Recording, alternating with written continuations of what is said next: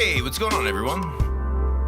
So, one of the things, I think it was on Saturday, I went ahead and did a little bit of a preview of James's 72 season So What interview.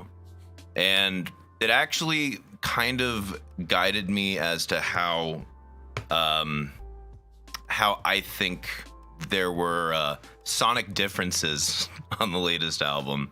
One of which he dove into was the fact that he was trying to open up collaboration to the rest of the band instead of just him and Lars. That's a huge difference in how you would make a record, and it's going to change what the end product is going to be. Without getting into too many details right now, I at least want to try and say hi to everyone. Harry says, go easy on her. I'm not going to be roasting him. I'm not going to be destroying him, dude. That's not what this is about. I think it's about gaining some insight as to what was going on with the album making. Paul Lars says, what the fuck? I don't know, but cool. Here for the cringe only? No, I mean, as long as you're here, I don't give a shit, Charles. Luke, thank you so much for becoming a member. Appreciate you, man. Mr. Merp says, speaking of Texas, y'all should play here sometime. We are working on that. We definitely want to hit the Texas market. We have a few potential ins, I would say, but nothing even close to short up yet. But yeah, we definitely want to come to Texas. What's up, Dominic? How you doing? Disposable Hero says the interview is very good. Yeah, everything I've seen so far, I think was great. And it's really cool seeing James that vulnerable about everything. No, sorry, I'm not just going to talk about leprous again. Not going to happen. Hey, what's up, Extreme Andy? What's going on? Hey, Tulare Girl, how you doing?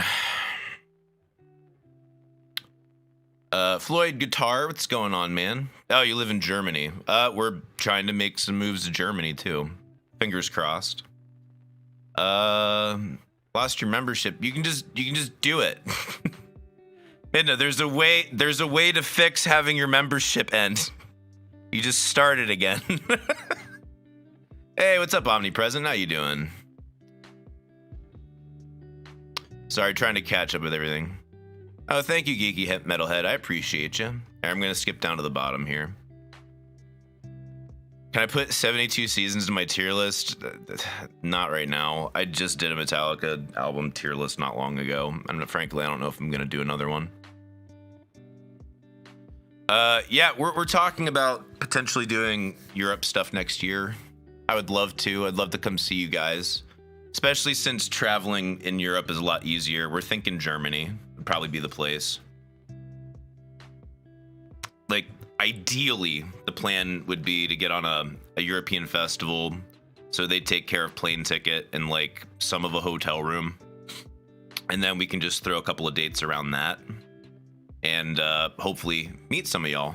That'd be the fucking best, man. Not only that, but like it's so abundantly clear that Europe was probably going to be our strongest market, you know? So we need to get the fuck over there and let them know we exist. Hey, what's going on, Captain Hostile? We were talking about doing the Northeast and that fell through. Just not happening right now. If another opportunity arises, I'll be there. Man, we want to be in Atlanta so bad. We've almost done Atlanta twice. COVID killed one of those shows, and another one we got outbooked. So yeah. Are you guys familiar with the band Challenger Deep? They're playing with us here in Nashville in July, and I'm hoping we can have them toss together a show and later this year in Atlanta. They're out of Atlanta. But yeah, Challenger Deep kills. They got some really cool stuff. Oh God, in Ukraine? I don't think we're gonna make it that far east, my man. But blessings to you. 72 seasons is better than Lulu, I guess. Yeah, it's definitely better than Lulu. Tom's Custom says, unironically got really into Pink Floyd after watching your opinion video on them. Love your insight on bands you love, hate, tolerate. Thank you, Tom. I'm happy you found love in that band. I still wouldn't say I love them, but I still have an immense respect for them, and I still come back to Dark Side and The Wall regularly on my own accord, just because they're such beautiful, uncut front to back experiences. Very moving, you know. So yeah, man, I have a band called Crusade. I don't think there's any links in the description right now, but I mean, I shill my band so fucking much. Dark Side of the Wall. Yeah. Sorry, still a little tired. Dude, after the show on Sunday, I slept for 7 hours, woke up for like 6 of those, and then slept for another 5 hours, and then went back to bed last night for a proper sleep for this morning. So like I slept a shitload yesterday.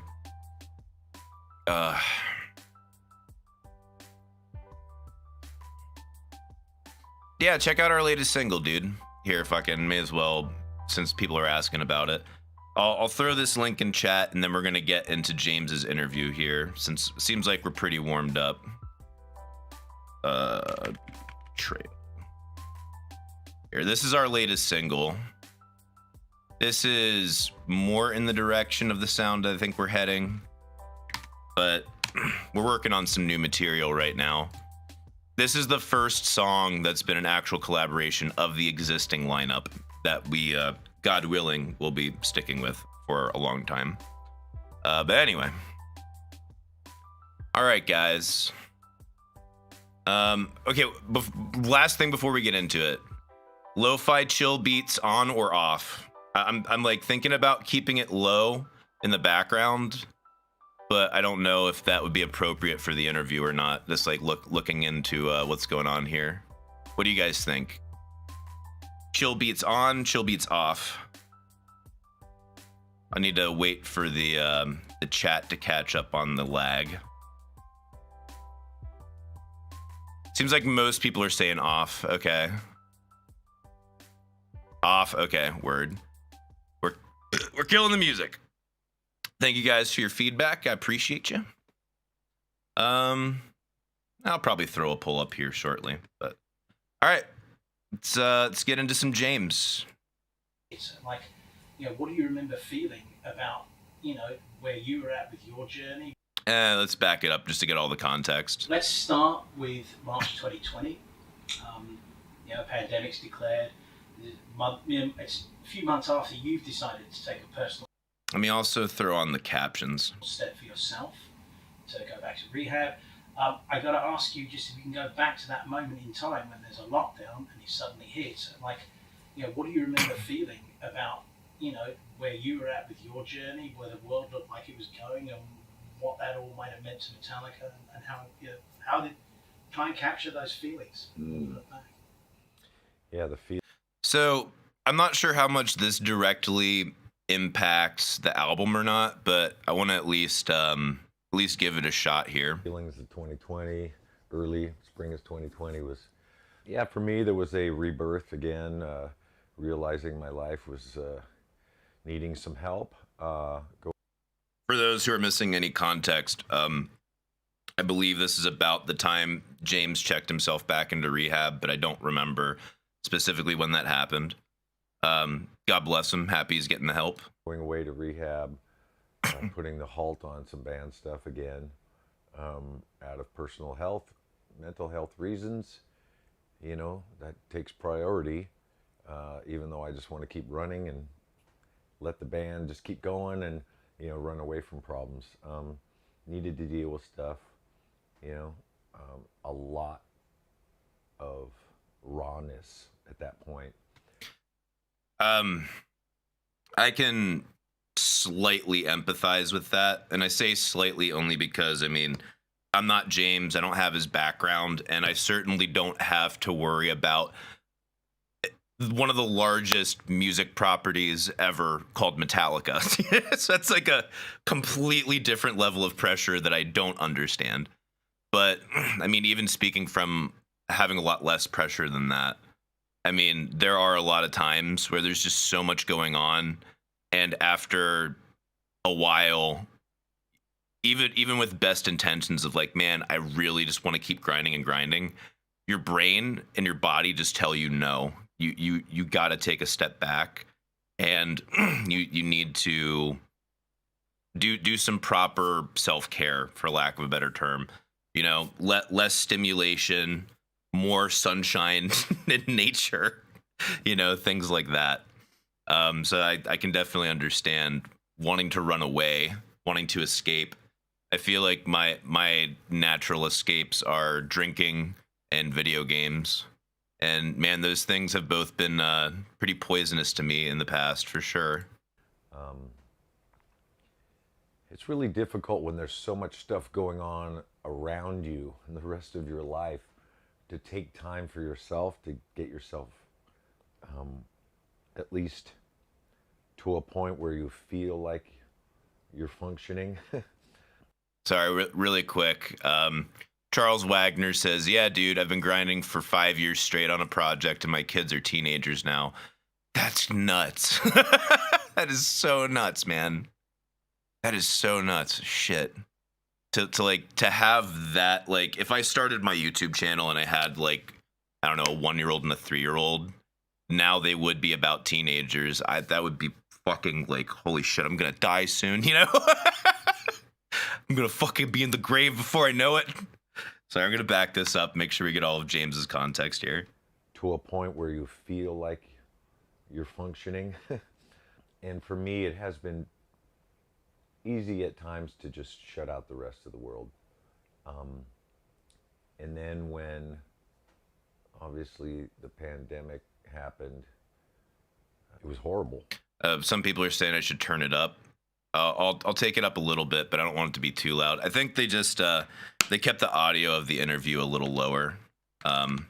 That's as far as that goes. Hold on, let me make sure. Okay, that's also up the whole way. All right, I'll rewind it a little bit. Sorry about that, guys. Shut out the rest of the world. And then when obviously the pandemic happened, it was horrible. Absolutely horrible. Thank you, Bradley. People. Appreciate you, man.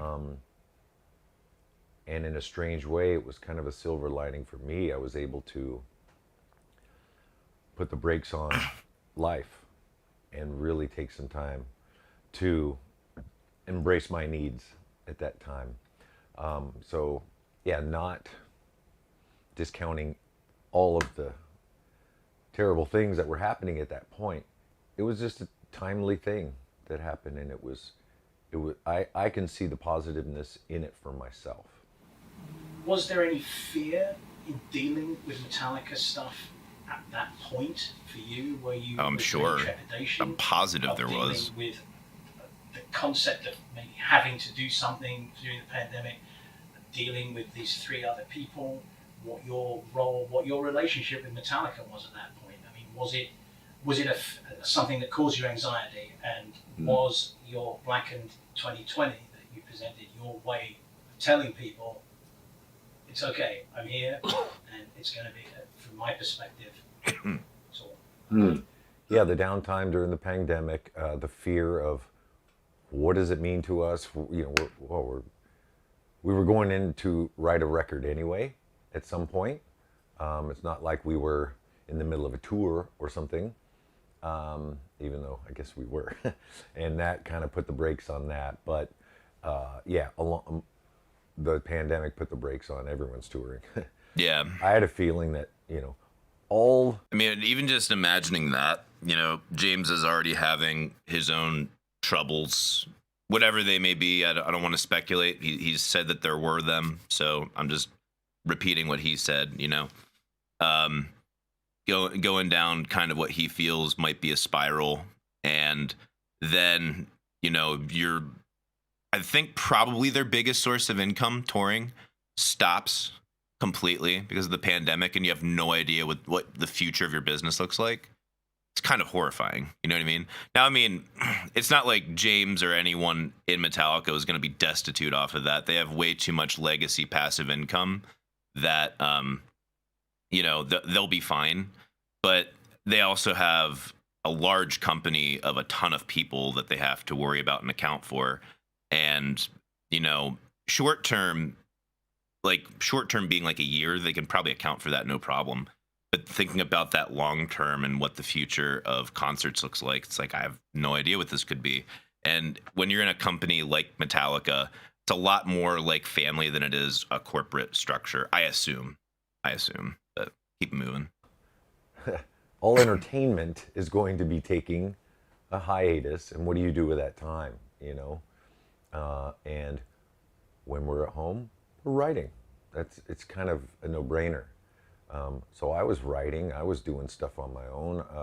The COVID virus definitely put a lot of fear into a lot of people. Yeah, I think I was certain terrified. other guys in the band that were, you know, living more in big cities. I was terrified, not because I was like, oh shit, this virus is gonna kill me. I wasn't worried about the virus. I am in the like one of the least likely demographics to even have a serious problem with it. But more like, fuck, like what's the future of me and my business look like? You know, I had no fucking idea. And most of what I had, besides the skills that I've learned through YouTube, is service industry background, which I mean, service industry got its ass beaten during COVID. And that's actually one, like, not to get too far off topic, but I've learned so many really valuable skills doing YouTube all by myself in media, marketing, management, running a company and everything. And I have no fucking clue how to present that on a resume or what job I would be qualified for. I'd be qualified for probably a number of different jobs and be really fucking useful, but I have no fucking clue where or what or how to explain that I'm useful.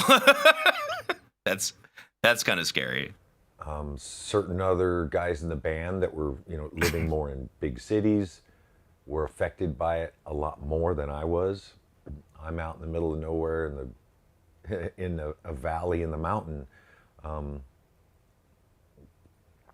It didn't affect the mountain life as much. Still able God to get bless. outside, hang out with a few people that you were comfortable with, hiking, doing stuff, being able to get outside of the house at least. I know it was pretty difficult for Lars in particular, you know, being in San Francisco in a city where it was locked down and there was tons of fear around it. You know, people were dying and no one wanted to risk their life, which I get. KB, that's a For good me, question, I didn't feel but the squeeze of it as much. handle that a little later. And I tend to rebel against the fear of the world anyway. I create my own fears really well, really easily. Word.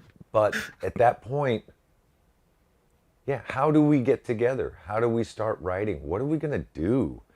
And Zoom really took off Zooming, you know. Thank God for that, because there was a connection. Such a boomer, and I There was love a it. connection while you're sitting in your kind of self-made quarantine. Even if you weren't sick, you were hiding. Okay, I'm gonna skip ahead a little bit because I don't know how much of this pertains to the album necessarily. It's all pandemic stuff. Great connection, something together. A little annoyed. And just, you know what? Fuck this. What would be a great thing to kind of reconnect the band again?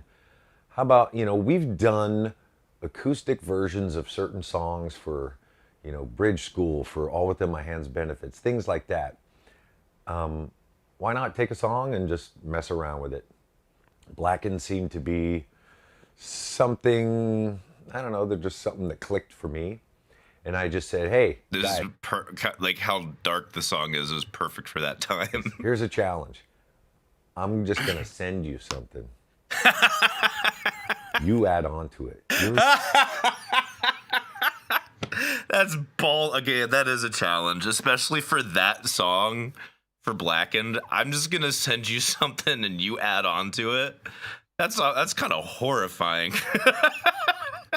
That's a great exercise, though. I'm kind of shocked they published it. I mean, it's great that they did, you know, but man, that's kind of ballsy for a song that I think edges into progressive thrash, taking it and adapting that down to like quasi bluegrass. Like fucking okay. Wow, that's cool. For musicians, let's just embrace this challenge of isolation and connect with what we do best.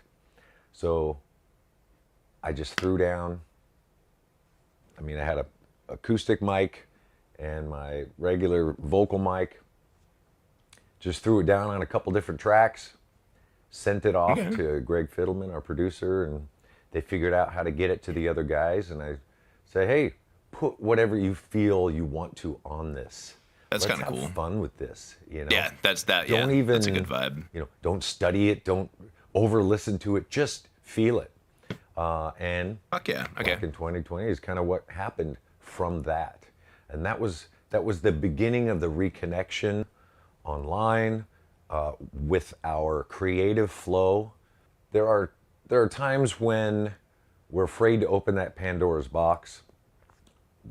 Hold on really quick. Talari Girl says, I was in music school during the pandemic, and my God, did people send random tracks to each other trying to make music together somehow? Everything turned out terrible. Yeah. I mean, yeah, 90% of the time. I mean, Metallica has a couple advantages. One, this stuff's not overly complicated, so when they're just like kind of making shit, they're grabbing from existing vocabularies that they're very comfortable with over decades. Two, they already have a rapport and a chemistry as a band, so they kind of get each other already. They know each other really well, and they know how to sit well with one another. But yeah, I mean, you ain't wrong. You ain't wrong. There's a lot of terrible music released during the pandemic. Him talking about the acoustic blackened version, even just the process of it, that surprises me just how random and free it was. I expected it was a little bit more organized, but I mean, I'll take it. Ah, shit, hold on. I just realized my social media stuff is all over the. Dang it. I'm using the format that I use when I'm recording reaction videos, not live streaming. So I didn't realize chat was going to be popping up right where my fucking name is. Actually, you know what?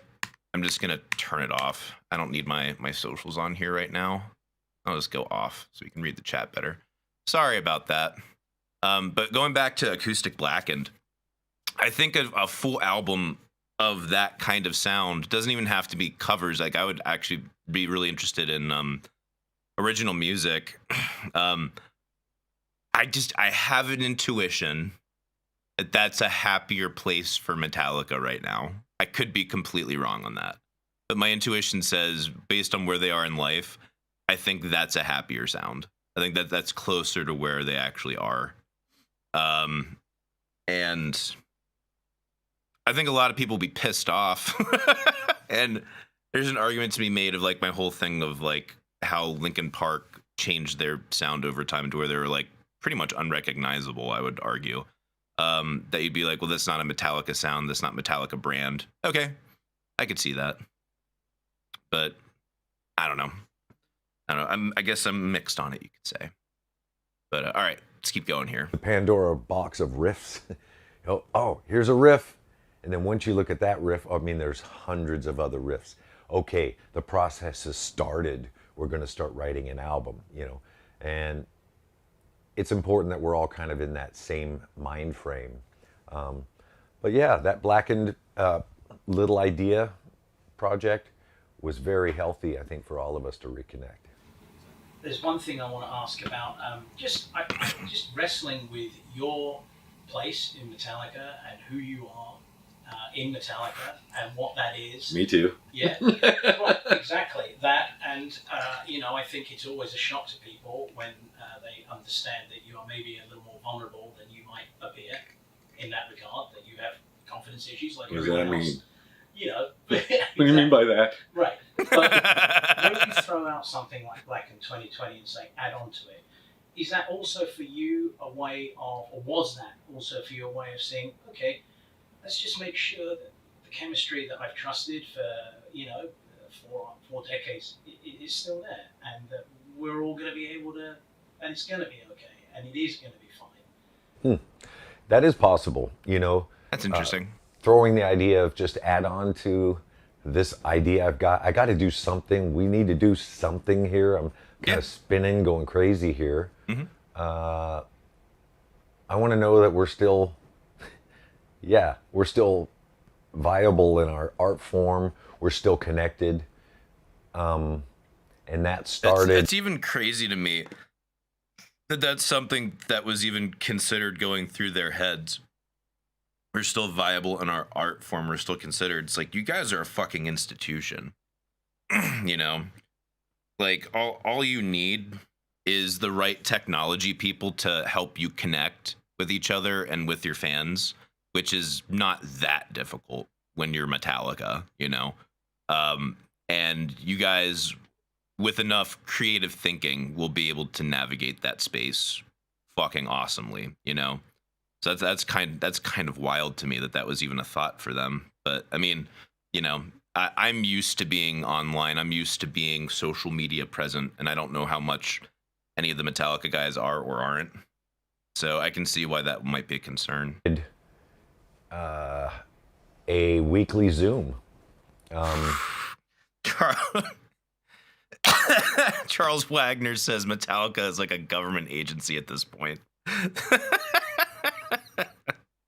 You ain't ever gonna get rid of it, and you'll take whatever they give. It's kind of funny. Just a weekly Zoom with the guys. And it's interesting. Hey, Dirk, how you doing? It's kind of not me planning something, getting something together like that. And I just said, hey guys, let's just get on Zoom once a week, hang out, chat with each other, see where we're at, all of that. Metal. That started another reconnection over the break, the COVID break. But Black in 2020 in particular was I think an extension of my need for really quick. Corey G says Metallica has been a good gateway band for years. I would argue they're the best gateway band. I would say they're most people's doorway into metal who weren't originally into metal. You could maybe make the argument also for like Slipknot or like a handful of other bands who also have like massive popular appeal. But yeah, Metallica I'd say is probably the number one Black album, you know. Intuitive creation, and just stop thinking, just play, just do what God's given you, man. So I did that, handed it off, and that also really, you know, there has been over the years an unspoken crush maybe with Lars and I doing all the stuff. So I'm gonna back this up a little bit to make sure we capture the entirety of what James is talking about here. But Lucas Gustafsson, hope I'm pronouncing that correctly, asked, Iron Maiden, is Iron Maiden a good gateway metal band? I don't know. That's hard for me to say. Obviously, I love Iron Maiden. Obviously, Iron Maiden has a huge following, like massive. Iron Maiden, for some reason, does not have the same mainstream appeal that Metallica or Linkin Park, like Smith Fan was saying, does. But I also, just because I call Iron Maiden the world's largest underground band, which I think is kind of accurate, because even though they literally sell out stadiums and amphitheaters, there's shitloads of people who don't know about them. They're not in a ton of mainstream press. You know what I mean? That's not a dig at all. So even with them being the world's largest underground band, they could still be awesome gateways for people. I just don't know. I don't know how to evaluate that myself. But either way. You, man. So I did that, handed it off, and that also really, you know, there has been over the years an unspoken crush maybe with Lars and I doing all the stuff, not including others, you know. wanting to open those doors of creativity to other people in the band and give them a louder microphone than maybe they want. Okay, couple things. I talked about this on the song suggestion Saturday when we were touching on it. This is about the section that we got to where they started talking about the creative process of the album. And yeah, I mean, it was always James and Lars for years cranking out the songs. And then, I mean, it's not like the other members had no input on anything, but they didn't have a ton. And apparently on this album, they wanted to give a lot more voice to the other members of the band. There is something admirable about that, but you can also run into quality assurance issues or even consistency issues. So let's keep moving here. But just throw that out there and say, do what you feel you want to do. That's why we're in a band. And I think it opened the door a lot more for, Kirk and Rob to be adding more ideas, things, running with stuff, having more input, which eventually ended up, when we finally did go in to record. That is certainly something that started, back, I would say, on that Black in 2020. Whenever you've the times you've gone. Really quick. Patrick Nesbo says that's the point we all miss. Metallica makes music they want to hear, not what we want. I don't know if I fully agree with that or not. When it comes up to Saint Anger, I would say yes. After Saint Anger, I'm not sure. I'm not sure if that's the case or not. It could still very well be the case. I mean, I can't read their fucking minds. But after Saint Anger, and Anthony Fantano kind of had a really prescient piece of insight when he was reviewing 72 Seasons. He was like, Saint Anger had a bit of a backlash to it. Lars, being all anti-Napster, had a bunch of backlash to it. And it seems like all of their creative decisions have been really safe since then. And he listed off a bunch of things. Death Magnetic was a return to the more classic thrashy sound, and each album after that's kind of been a similar kind of offering of that classic thrashy sound that's been slightly different, not too different. So in that sense, I don't know if that's extremely exclusively driven by just stuff they want to hear. That feels a little bit like fan service, but I don't want to be mind reading them. They haven't talked about that at all, so that's just the vibe it kind of gives off to me. So I'm not sure. I get what you're saying. For most of their career, I would agree, except for just the last decade or so. I think there's something else possibly. To rehab, the rumors start. Metallica's going to break up. It's never going to happen again. And I know that you, sometimes felt uncomfortable with being the object of everyone's projections, and I don't know, just they look at you and that's them and whatever. You're a screen for many people, and you're an empathy point, and there's a lot of pressure in that.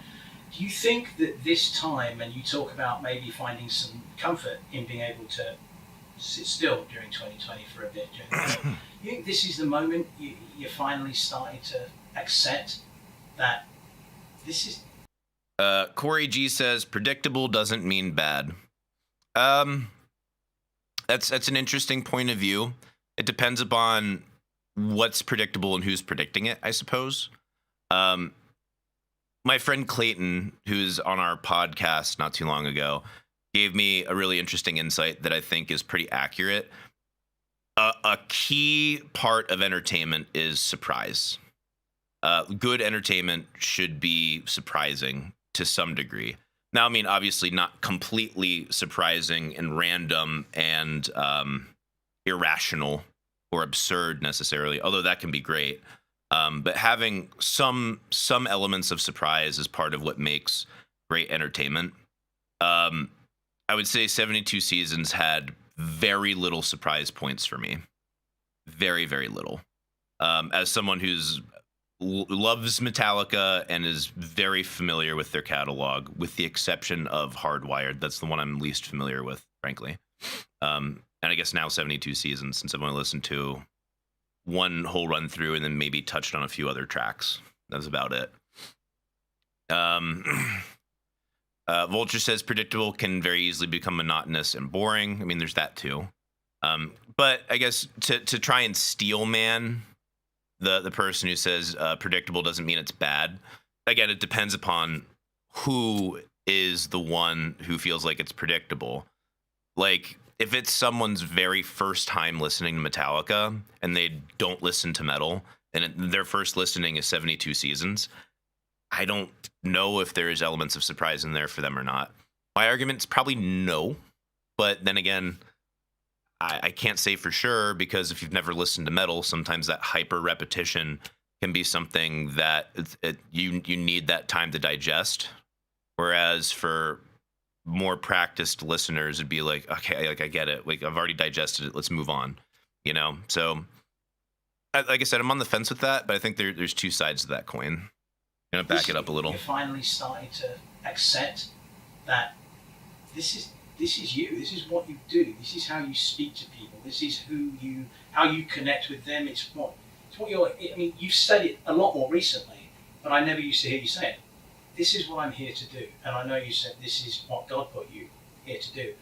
But do you think you've only really just started to trust that in the last couple of years? Is that a fair assumption? Yeah, I think, and also out of just sheer fear that I don't know what else to do with my life. Playing music and being of service, going on tour, playing, writing, creating.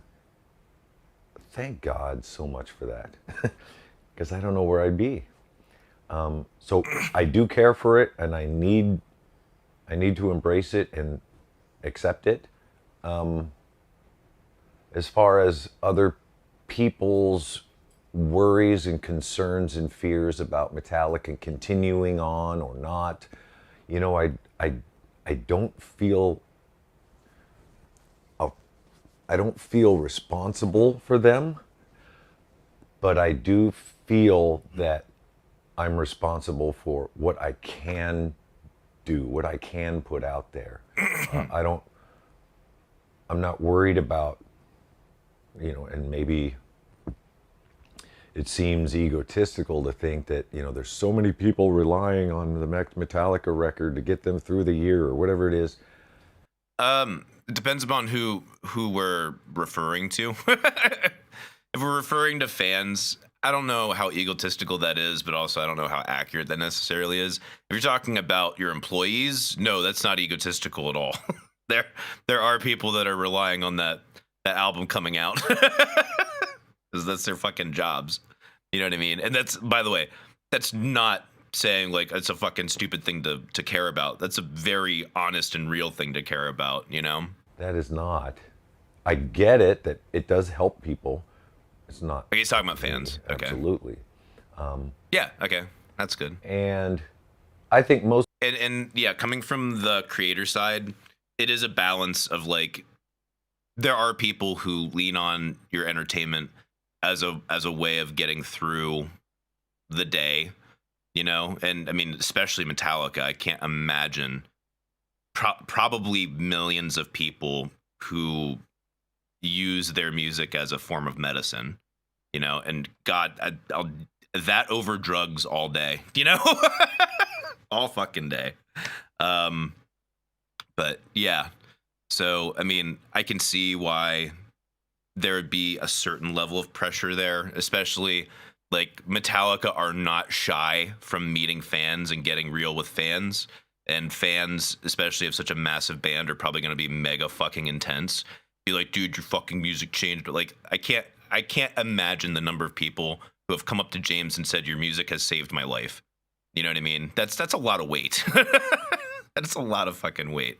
The realism of whether or not it's actually the case is less important than the emotional weight of having that one-on-one communication with a fan in this case, I would say. Most of the the feedback around, me going to rehab and all of this stuff, and people's theories, people's ideas. What does that mean? What trying to figure me out. I'm still trying to figure me out. I mean, God bless. all that stuff's out of my control, man. Hey, Dantex. And I get most of that stuff is out of fear, because they want Metallica to continue. So do I. And I'm doing my best to do that. And that's why I go away. That's why I go and reboot. That's just me. And embracing that part of me. And it also allows me to be more vulnerable, looking the world more in the eye and just saying, hey, this is how my life is. I wish it was different. I wish it was easy. I wish I didn't have to do all this stuff, but here's what I go through. And it brings fuel and meaning Fire. and purpose. That which I to my desire. craft. Well, He's 100% right on that. As an artist, drawing from negativity and neuroticism in yourself almost always yields better art. Almost fucking always. That's why so many artists are walking disasters. Hate to be that guy. I'm gonna take a super quick break. It'll be about 3 minutes. Got to use the restroom really fast. I'm still rehydrating from the weekend, guys. There's a lot of work and way more alcohol than I wanted to consume. But I will be right back. 3 minutes. You can count it. Starting now.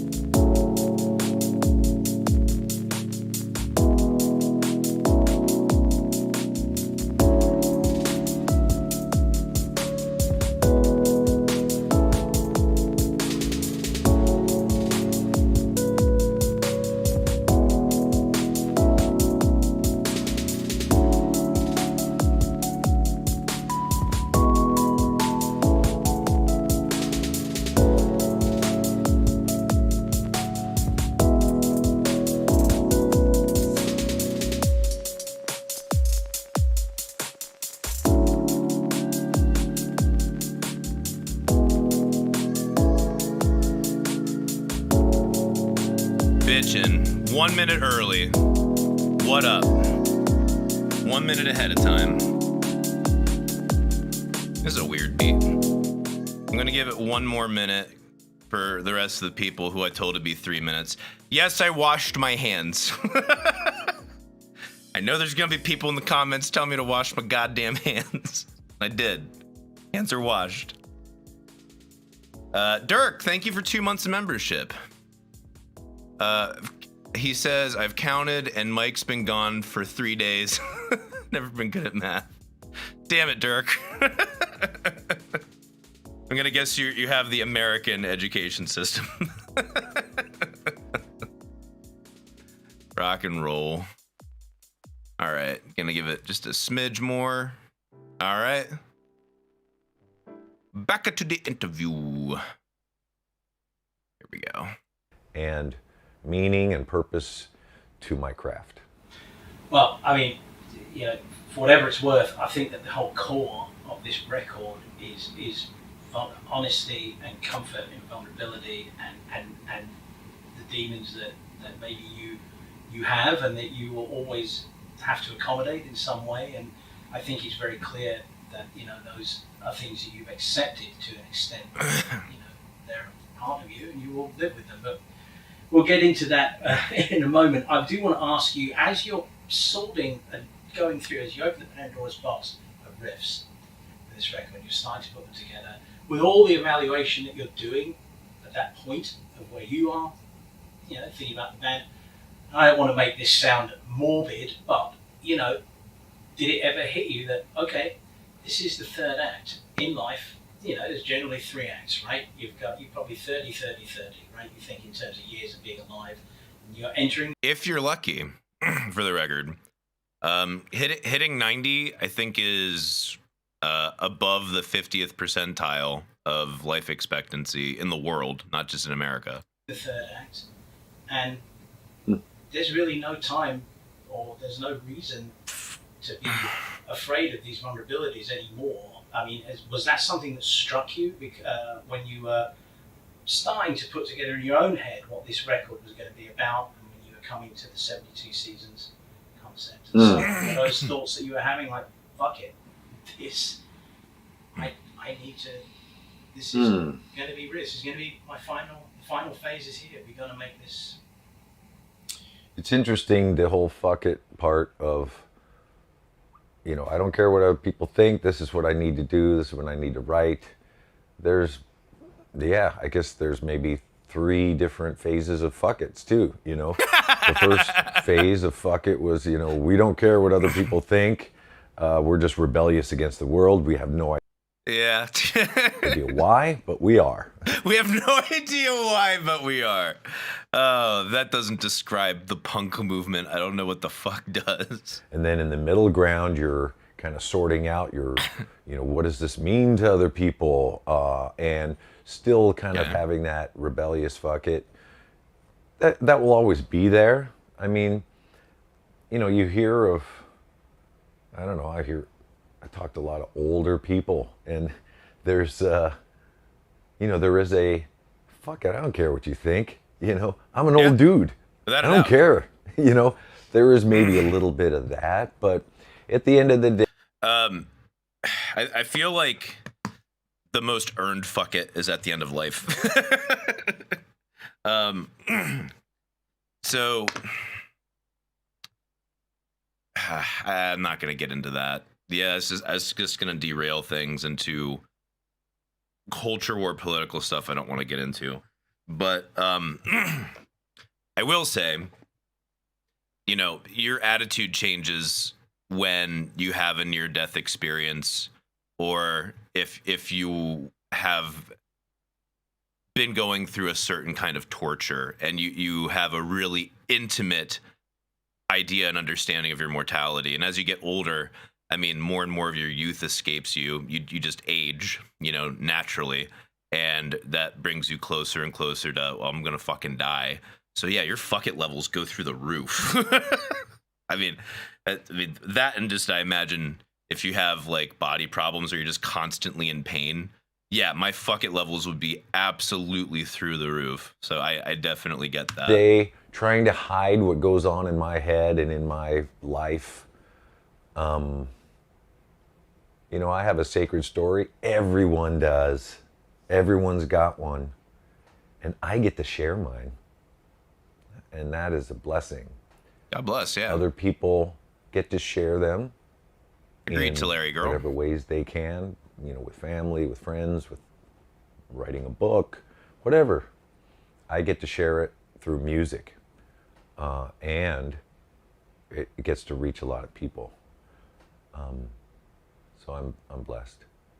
I had a note that I thought that the actual architecture of this record was sort of very raw, and very instinctual. It felt very like just feral in the best possible way. Okay, so this guy is saying it felt very raw, very instinctual, feral in the best possible way.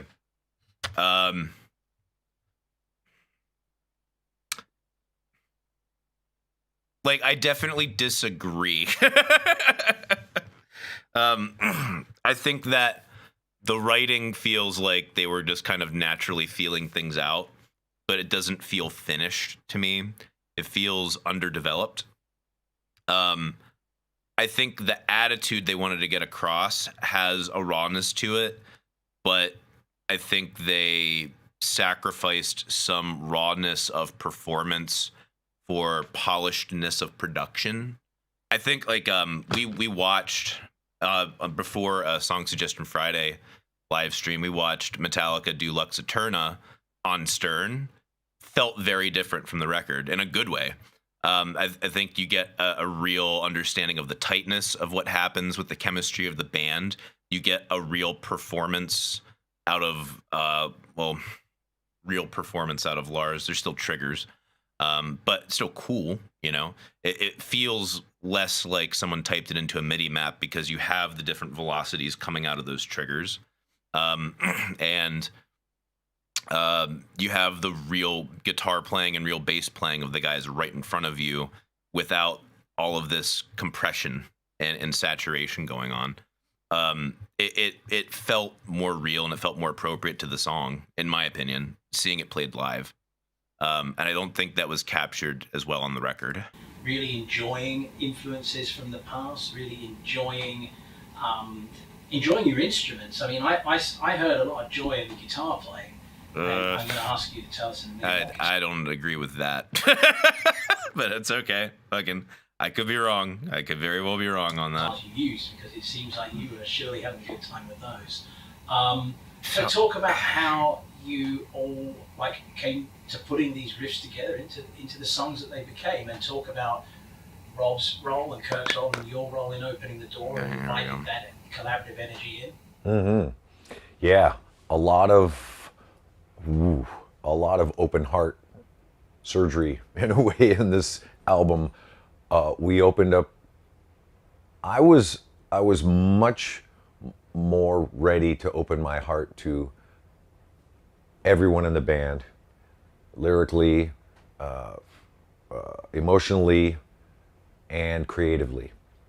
I was really an advocate, going out of my way to say, Kirk, send in your riffs. We need stuff. Come on, you know. I don't want to sit there with Lars and create the songs anymore. I want everyone to be a part of it and be in it. Can you all show up, you know? Okay. So I'm curious as to whether or not he goes into his reasoning for this. I don't remember whether he does or not, but just based upon my intuition of knowing what James has talked about in the past, I wouldn't be surprised if this is his way of trying to be less controlling, because he's talked about that. I mean, the song All Within My Hands kind of speaks to that. I believe James has talked about that before. He has control issues for whatever reason, and his practice of trying to be healthier is trying to let go. Like I was talking about, you know, if you have an unhealthy family relationship, sometimes just being away from the family or just not going back in the house is enough to help you fight and break bad habits of how you treat other loved ones. And instead of the house being the house where your family is, if the house is how you write songs consistently in your band over decades, and you're trying to get out of the habit of having this controlling attitude, the way to break that, or at least make it harder for your habits to reform naturally, is to change the environment. And changing the environment in this case is bringing everyone in on the collaborative process and trying to open your hands up instead of clenching them. If that makes any sense. So I can kind of get that, but I'm using an intuitive guess. I don't know if this is exactly why James is doing what he's doing. Can we all be in the studio together? Can we jam on these things together? Can you speak up and say what you think might be great and not so great, you know? Really. So he's also handing out the gatekeeping process. I mean, I don't know if James and Lars were still the ultimate gatekeepers on it or not. And I was also talking about this last time. It helps a ton in 99% of creative processes to have an ultimate gatekeeper who is the final yes or no. I mean, it is also good to have a very large collaborative process with many ideas going around, because I mean, you get opportunities to fill in potential blind spots, but someone's got to be directing it. Someone's got to be directing all of it, as opposed to all these ideas from a bunch of creatives taking it in a ton of different unfocused directions. That just eats up time and can get the process confused. It needs to be directed and focused. And even if James doesn't want to take on that role anymore, which is fine, a good producer should be doing that to some degree. And don't know that the producer on this album did that very well, but we'll see. Anyway, wanting to open it up, and there were challenges in that, but I think we got through most of them, you know. And again, we've all got our own personalities for a reason, and sometimes when you put the mic in front of someone and say, here you go, say whatever you want, they realize that maybe they don't want that. yeah, it's 100% true. Or for that matter, I mean, having that mic placed in front of you and say, go ahead, say whatever you want, is literally handing them power. And when you're used to having next to no power and then going from there to a lot of power, like relatively speaking, sometimes you freeze up, because you are, with power comes options, and a lot of people don't do well with a ton of options if they're not used to handling it. That's, again, goes back to what I was talking about with the gatekeeping process and keeping things focused. Let's even take a look at when you're going shopping for something. The smart person, the smart retailer, the smart salesman is only going to give you a handful of options to choose from, because if you have way too many, you get option paralysis. This is like a commonly well-known sales marketing thing. So you keep it down to a handful. Now, you don't want too little. You don't want just two options, because then it looks like, well, you don't really offer much in the way of solutions. But if you give them enough to make it look like, oh, this company is pretty well-rounded, but also I feel like I can make my own choice, you know, when really you've been limited to like 5 choices. Giving people less options makes it easier for them to make a decision.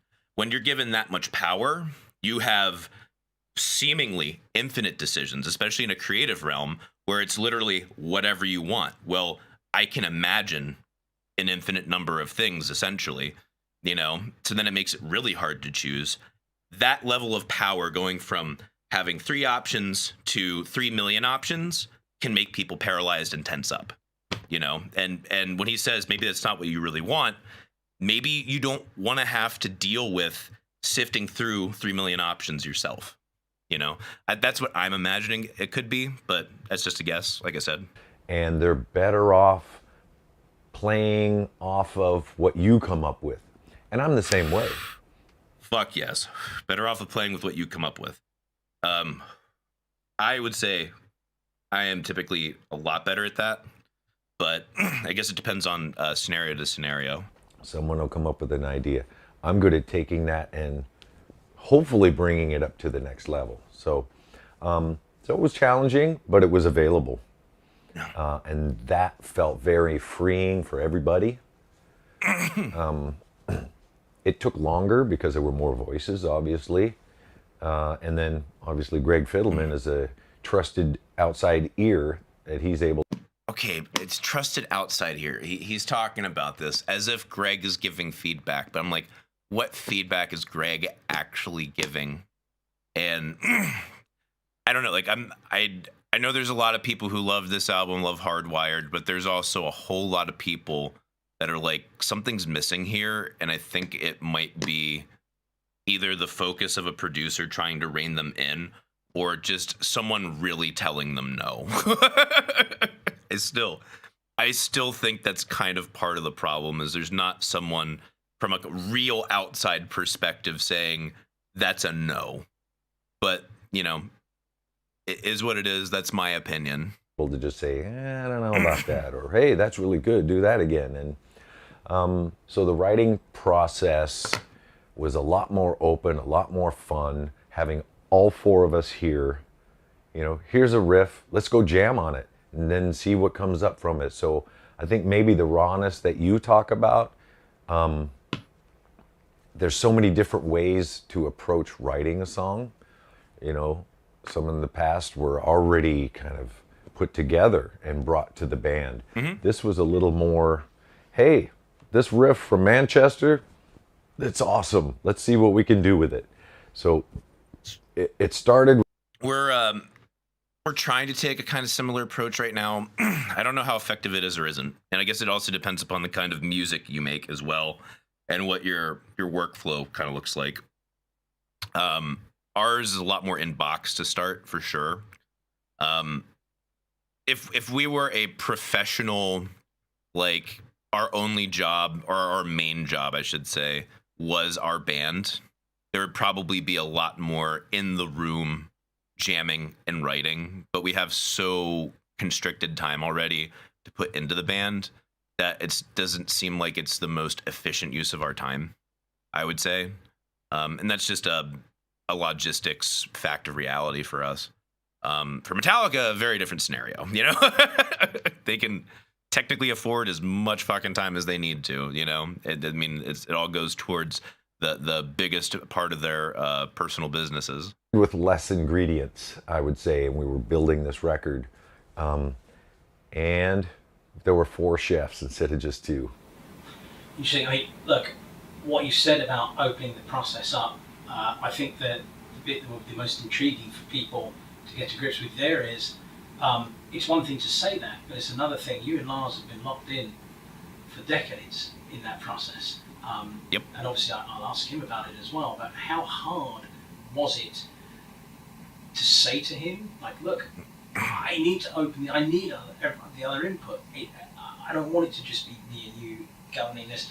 And how hard an adjustment was it? I see. I'm curious as to how Lars would take that, honestly. For him, in your thing, I mean, how did that particular stage of what you wanted to get going end up happening?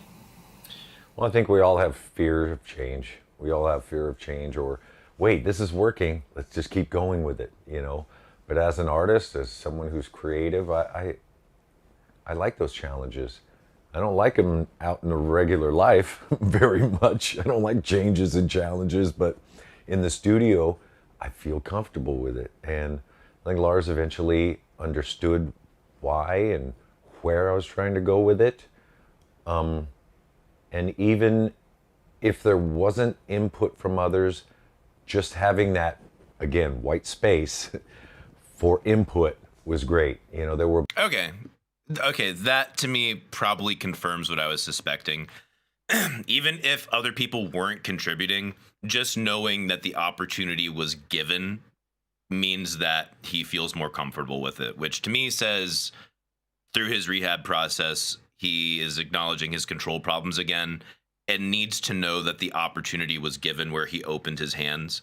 And, you know, sometimes people will put stuff in there. Sometimes people will say, I have nothing to give. And that's the way it is, you know? Okay, that makes sense to me. There would be times when, you know, we all 4 would be in the studio and Lars would be looking at me like, you know, what's the next, you know, what do you feel the next part is? And I would just be quiet and just say, you know, hey, what do you guys think? What are you guys feeling? You know, that is new and I'll get to it, Tool Man. Freeing, actually. It felt really free. It's off topic. To kind of just sit back and let the process happen more. And yeah, it did take longer. And we might have gone through 10 ideas that didn't work to get to one that did. But if you're not out there mining for gold, you're not going to find any. So Okay, saying yeah, we might have gone through 10 ideas that work to find one that did. If you're not out there mining for gold, you're not going to find any. In that specific example, I don't see why going through 10 ideas to find one that worked isn't completely out of the ordinary, I would say. Some bands are more intuitive than others, you know. If you're talking about pop music production, that's not acceptable. that shit is super quick. Boom, boom, boom, boom, boom, boom, boom, boom, boom.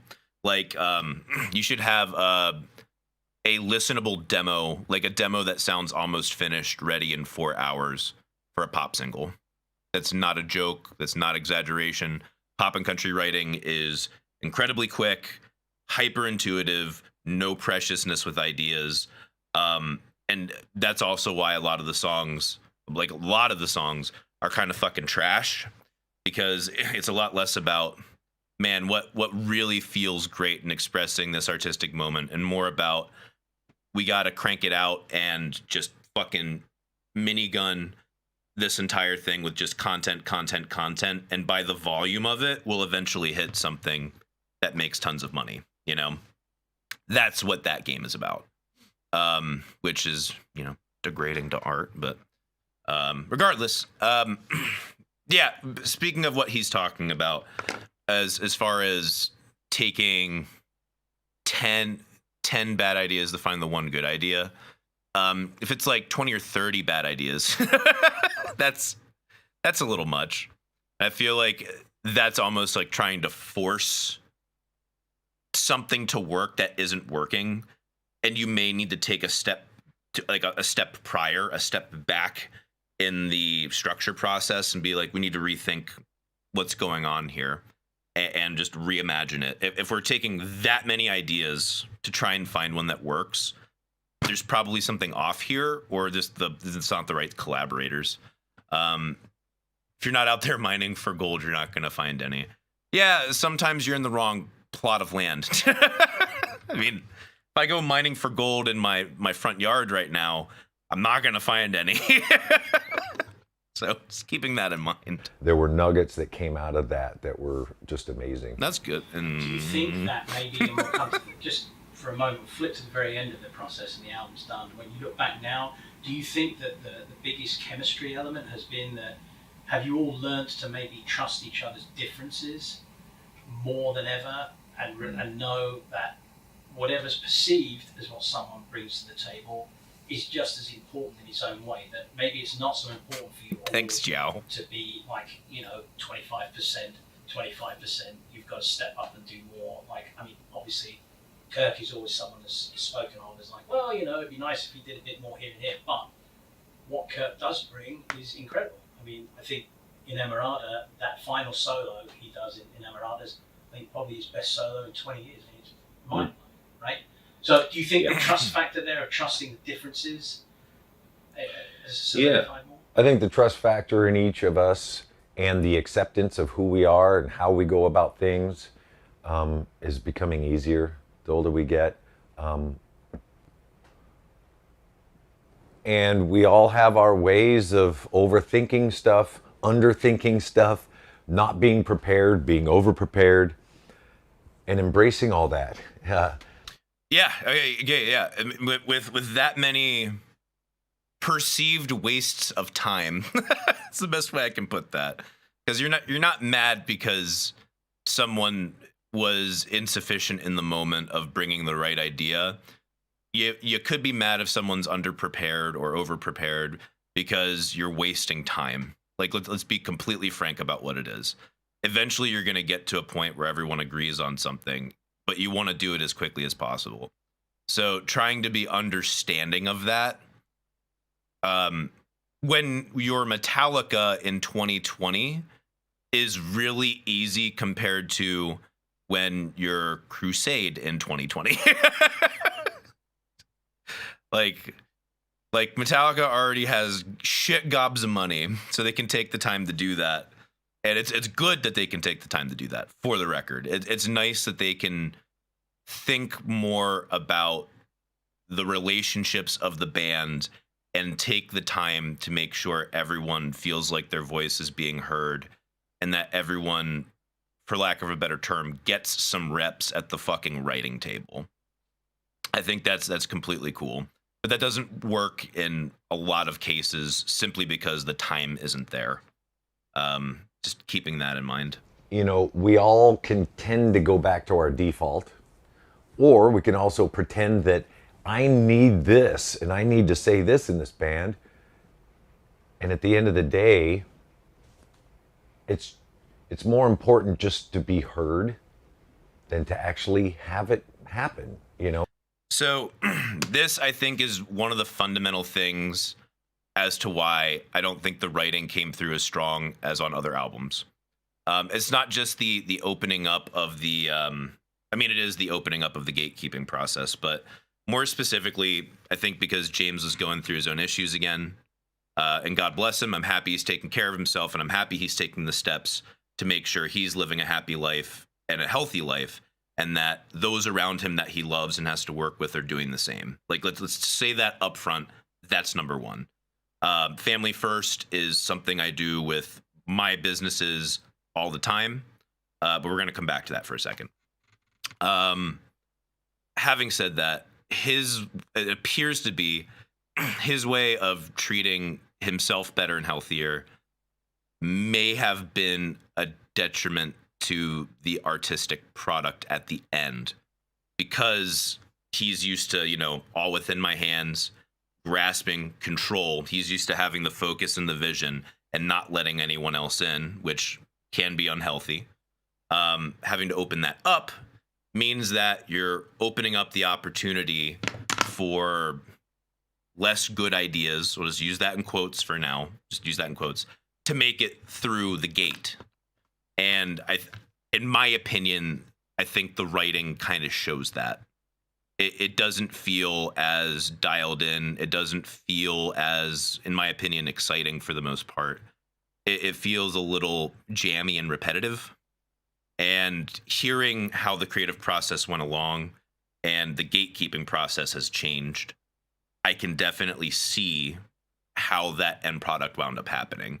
And coming back to family first, you know, I'm with the band, with any of my business relationships. Yes, take care of family. If there's an emergency, or if your life is just being a net negative by being in this business and you need to take some time to address that shit, go address it. That's the most important thing. When it starts getting in the way of the business actually running, you should still do family first, but that business relationship may have to end, is the best way I can describe it. I'm not saying Metallica should break up, for the record. That is not what I'm implying. I just want to make that clear. You know, logistically, if family first gets in the way of the business, then the business relationship should end, because it's just not cohesive logistically. The business should not be sunk because we're waiting on someone's family stuff, but the family stuff should be addressed. I think James was putting family first, which is a good thing, a healthy thing, a great thing. And I think the product may have taken a hit because of that. You know, that's just the way it goes. I have no malice or hate towards him. And that would also explain to me why it feels like they were kind of phoning it in. Not because they were phoning it in, but just because they're in really different territory and not exactly sure how to navigate this new creation process, and also trying to get voices from guys who feel like they haven't had voices in the band before. So that's going to make it feel a little less polished in the songwriting and arranging department, in my opinion. But let's keep going.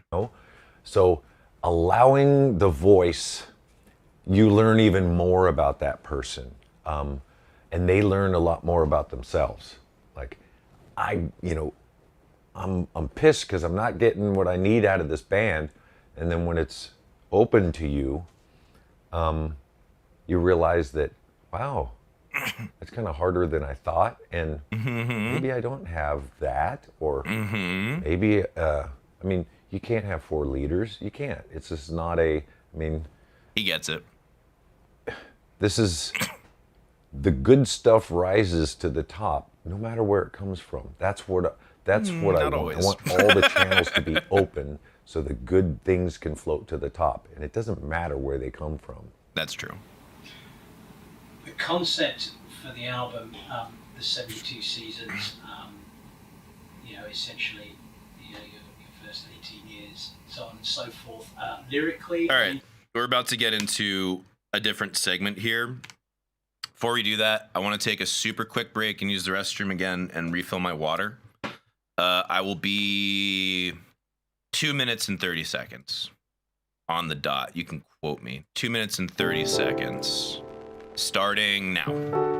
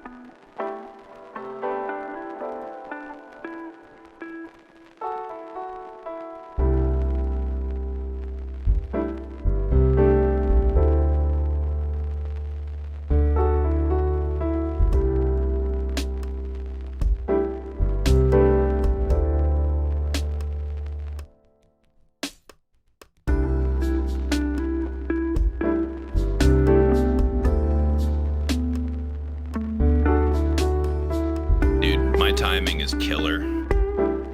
Gosh dang it. So on point with the timing. All right. Before we get back into it, let's hit the super chats really quick. Toolman says, "Hey Mike, I was re-listening to the Black Parade today.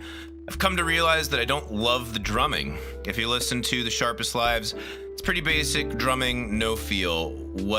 What say you?" I don't, like, on a surface level, I don't think I agree. I'd have to re-listen with that perspective on it to see if I can see where you're coming from. I would say it's a highly produced, processed, edited album, but I've always thought the performances felt very raw and cool, so not sure. I mean, Sharpest Lives is a not complicated drum part for sure, but the rest of that album has some pretty cool drum stuff going on. But I don't know. I'd have to give it another listen. All right. By the way, for anyone curious, this delicious background music is by TheRelaxedMovement. They are gracious enough to offer this royalty-free. So go ahead and check out the top link in the description if you want to check out some more of their stuff. They do great work, and I really appreciate them offering this. All right, let's get back to the interview. The album, the 72 Seasons, essentially, your first 18 years, so on and so forth. Lyrically, I'm interested. This is an architecture question again. As you're putting these riffs together. Unleash the Bloodthirst says, "Any songs you like off of 72 Seasons at all?" I kind of dig Lux Eterna. I'm not like in love with it, but it's kind of fun. That's about the only one that really makes me like full thumbs up. There were some stronger songs on the album. I don't remember which ones they were offhand because I gave it one listen. They weren't all just super boring and overbloated. But that was the one that I think to me definitely stuck out the most. Sorry, I want to rewind to make sure we get the full context here. The 72 seasons, essentially, your first 18 years, so on and so forth. Lyrically, I'm interested. This is an architecture question again. As you're putting these riffs together, are you already... I remember Room of Mirrors being decent. The lyrical, conceptual side of what you're going to write for the songs also, like, coming up to ramp as those riffs are coming together and as those songs are being put together? And if they are you sharing them with everyone? Are you sitting down and saying, look, this is what I'm going to be talking about. This is what's going to be going down. Or is it, no? It's not that I'm not sharing it with them, but I don't know what it is yet. In the past, there's been, okay, we've got, 14 riffs. Here's 14 song ideas. And you just kind of link them together. What matches with one thing? And, a lot of them are either just subject matter or okay, I want to hear him say that again. Song ideas. 14. In the past, there's been, okay, we've got, 14 riffs. Here's 14 song ideas. And you just kind of link them together. What matches with one thing? And yeah, that can be one way. A lot of them are either just subject matter or potent words or maybe even a song title with nothing else. Okay, so they have a few different starting points where they come from. What I tried to do this time is to introduce the vocal patterns and the cadence, the intensity. What are the vocals going to be doing in this song? Trying to introduce that earlier than ever to make me feel more comfortable. That is really surprising to me. Really surprising. Based upon what I've listened to on that album, it felt like the vocals were more of an afterthought than ever. So that's very curious. Maybe, I don't know. I have no idea. Wow. That is very eye-opening for me. And make By the way, James's vocal performance on the album was awesome. I'm just talking from a writing perspective. Part of the song writing, so then Lars can understand where to chill out, where to go crazy, where to put certain symbols even, I think it's helpful for everybody to have at least an inkling of what the vocals are going to be doing. Some songs took, 10 different ideas, and we would cut and paste, wow, the beginning of this verse is really great, but the second half of the verse and this is really great. Let's put these together. So I was a lot more vulnerable or open in the, not so much the lyrics, but the cadence, the vocals. Here's where I'm going with it, and that was freeing as well, and it was helpful for everybody. And then just kind of filling in the blanks after that, with lyrics, which I find really challenging and fun. Yes, it can be more challenging.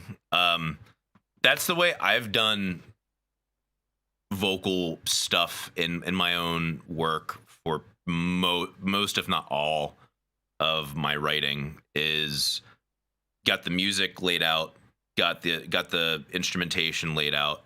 Okay, now we got to put a vocal melody on it because I'm a guitar player and I write from a guitar player perspective. This is not the best way of writing songs, for the record. Especially with the average consumer being very vocal focused, you know what I mean? It can present a lot of challenges. I've had some success with it, not as much success with others. But yeah, the lyrics for me are always the very, very last thing. And I want to try and do some experimentation doing that the opposite way, where it's like concept, lyrics, create a melody, put a harmony behind it, and then arrange it. That's something I don't think I've ever done. in my life, and I want to take a stab at that. I feel like that's a really cool perspective to come from. Having said that, okay, that surprises me a little, but really cool. You know, here's the cadence of it. Plug in the words. It's a giant puzzle. Because the cadence was, I mean, that's a good phrase for it, because I felt that you went out there quite a lot more vocally, and actually, if you're walking towards the edge of a cliff, you kind of decided to dangle over it a few times and see what happened for you. And you mentioned, but I'm curious what he means by that. Walking towards the edge of the cliff, I think you dangled over it a few times. If you're talking about how far he pushed his vocal capability on the album, I would agree. This is some of the tougher stuff he's written for himself, as far as range and consistency of trying to hit the notes convincingly. And I think, considering what was there, he did it well.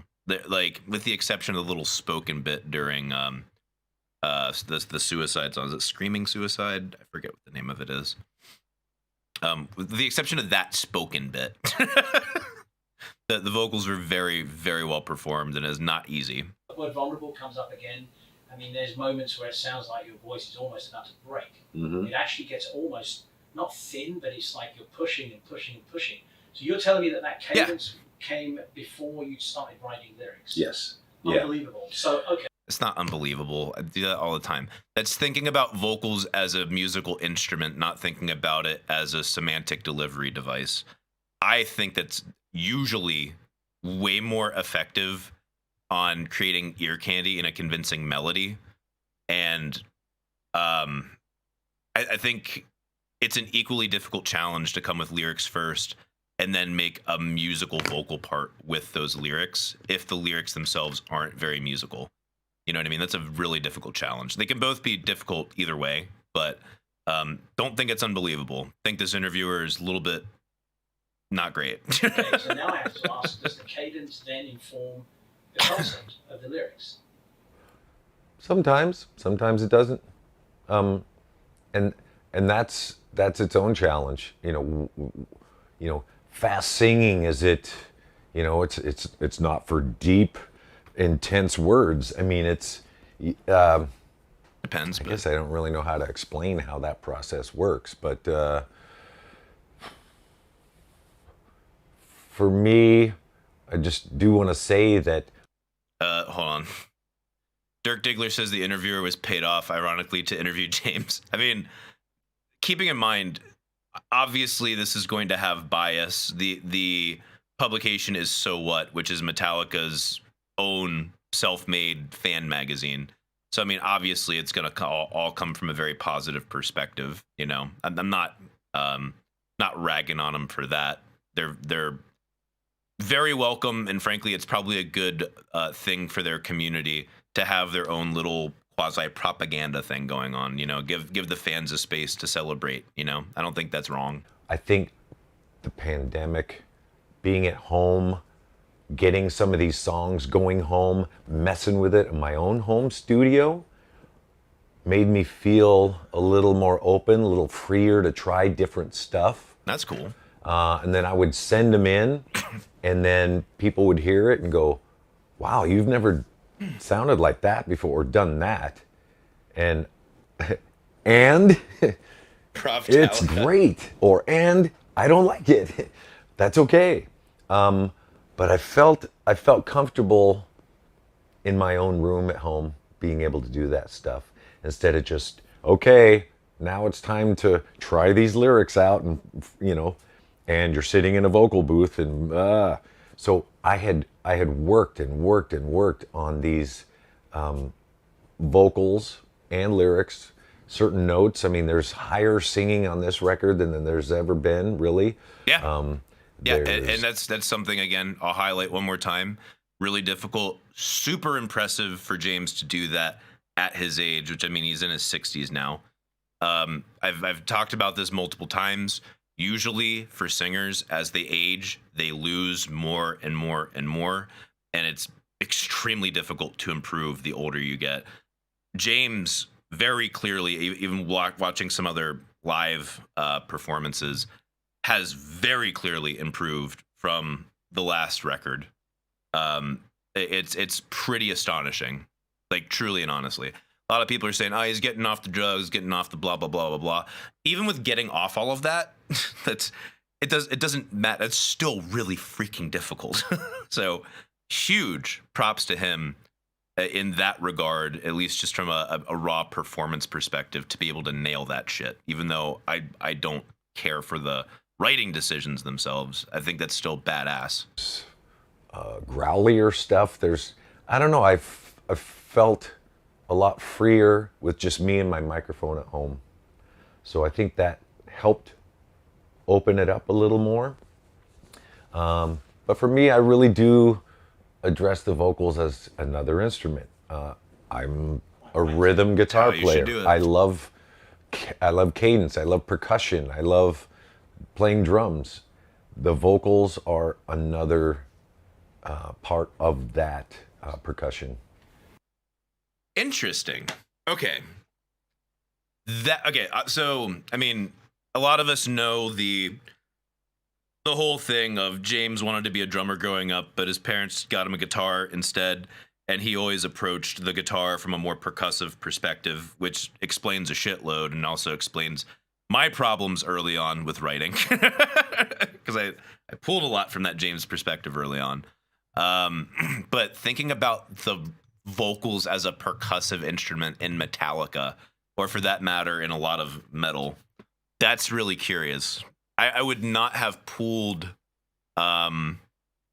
vocals on 72 Seasons as a percussive instrument, but that also explains why I am in disagreement of so many of the melodic choices. I think that explains a lot if you're coming at it from a percussive perspective as opposed to a melodic one.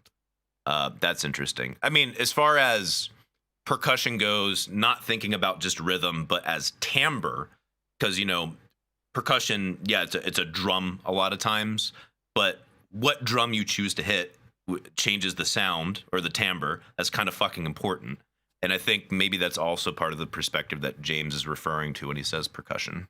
Yeah, absolutely. And I mean, you've got the double-edged sword of having a voice that is an extra instrument, but also you have lyrics that really do stand with it. And look, I know that, Scudderveer is so good. It's befuddled me for decades that you're befuddled confident in your writing as I think you should be. And by the way, I give your lyrics an A+.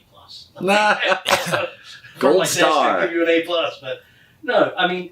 Yes, the dude interviewing from the Fan magazine gives the lyrics an A+. Shocker. 72 Seasons as a concept it's very intense. Let me ask you, how much of that was informed lyrically by your life as a child, and how much of it was That's a good question. by your life as the parent of children? Well, there's the question. Yeah, well, 72 Seasons as a concept is, that's been digested from somewhere else. Meaning it was a concept, it was the 72 Seasons of Sorrow. And I dropped the sorrow part off because, the first 18 years of life aren't all sorrow. And we tend to just focus on that in our adult life. Like, I need to fix all the shit that was wrong when I was a kid. There was great stuff as well. So 72 Seasons, everyone's got their version of what their 72 seasons were and what they mean to them now. Yeah, having kids definitely helps you understand your childhood and what your parents went through. Before going into this second part of this comment, I think there's something pretty insightful there. As far as, a lot of people look back on their first 72 seasons, their first 18 years of life with angst. I think that's pretty universal. Maybe not everyone has the exact same level of angst towards it. I know I was not in love with my first 18 years of life. And it wasn't because I had a bad life. It was all fine. I had a great family, fine education, plenty of opportunities. It was really more trying to relate to other people and also being of an anti-authority spirit. I've always had a pretty stronger leaning towards anti-authority, and that only grew as a teenager, obviously. Yeah, so it's interesting trying to think about reframing it as dropping the sorrow and maybe bringing a more positive aspect to it. I don't think there's a ton of positivity on this album. I mean, you got Lux Eterno, which is cool. Celebrating like they said, the first time you find metal, and it's like a gateway to freedom, which is really cool. Seemed like this was very introspective with shitloads of pain, which I'm not saying is bad. It's interesting hearing him say that, and then what the songs are talking about. Yeah, having kids definitely helps you understand your childhood and what your parents. Hold on.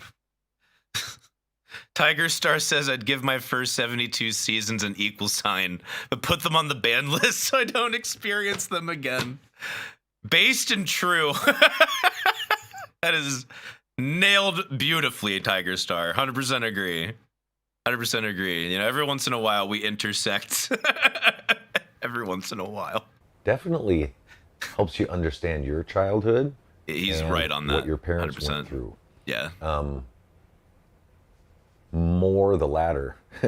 Me being a parent, it's like, oh, come on, guys, give me a break. I'm just a human, But when you're a kid, you look up to your parents as gods, They can do no wrong, and whatever they say is what's supposed to be. And then, when you get older, you go, man, I'm sorry. I put you guys up on a pedestal and made you gods and blamed you for this and that, or wished differently. But you were just humans too. You were doing your best, and you were working with the tools of your parents. So it just goes back generationally. And do you know what James is working his way towards here? Forgiveness. That is beautiful. That is wonderful. I think it's pretty clear James held a certain level of resentment towards his folks, even if he still loved them, which I don't think he ever stopped loving his parents. But I think love and resentment can coincide, but it's also very toxic. You know what I mean? And I think this is kind of his way of trying to figure out how to let go in a really, really wonderful way. It's a great insight. It's a really great insight. I don't know how much of that made it on the album or not, but I really like hearing it here. This is wonderful. As a parent, I just really what I want to do is maybe do it a little better than my parents did, and that's really God bless Chris. That's awesome. Myself, there's an inheritance really of whatever they've brought, and you inherit some of those things, and there's some I need to work on, there's some I need to completely forget, and there's some I need to find. So everyone's had a childhood. Most people I've met have had a childhood, whether it's good or bad. Love to know the person you met who didn't have a childhood. I mean, it's one thing to say like, oh, I never had a childhood just because your childhood was so fucked up, but like technically you had a childhood. It just was not a healthy one. We can decide later on in life. And you can't change your childhood, but you can change your concept of it and what it means to you now. It's actually a really important thing to bring up because, the whole, when it's been presented, even to me thus far, 72 seasons, it seems like it's a sort of an almost dark meditation on how, your childhood is potentially, Definitely agree with the dark meditation part. I don't know if all the songs to me immediately screamed first 18 years of life. That's just a me thing, you know. I'm sure if I looked into it and did more research, there's probably ways of connecting all of it. Like, especially based upon the feedback that I heard from people on the lyrics of the last song, In Morada, or whatever the fuck the name is. Pardon me, I don't remember all this shit offhand. That doesn't strike me as first 18 years of life. Could be wrong, but that doesn't mean James can't just process his fucking trauma however he wants, you know. That's whatever. Dark meditation on how, you know, your childhood is potentially, you know, screwed up by your parents and so on. But what you're saying is, no, it doesn't have to be that. It's good and bad. It's positive and negative. It's you know, and you're almost telling me that, in a sense, that maybe for you, you sort of forgiven your parents and some of the transgressions you may have laid at their feet in previous years. I mean, that's what it feels like you're saying. Yeah, absolutely. Before we get to James's response to that, Sebastian says, "This is why Metallica has always had a soft spot for me. The open-heartedness and a certain ease to relate. Being so open with Hetfield's emotions and thoughts is something I don't see with other bands." Yeah, I don't know if that's why they've always had a soft spot for me, but that's certainly when I fall in love with the music. If I really love it enough, I will come back to the lyrics later and try and understand what the fuck's actually going on with the semantic content.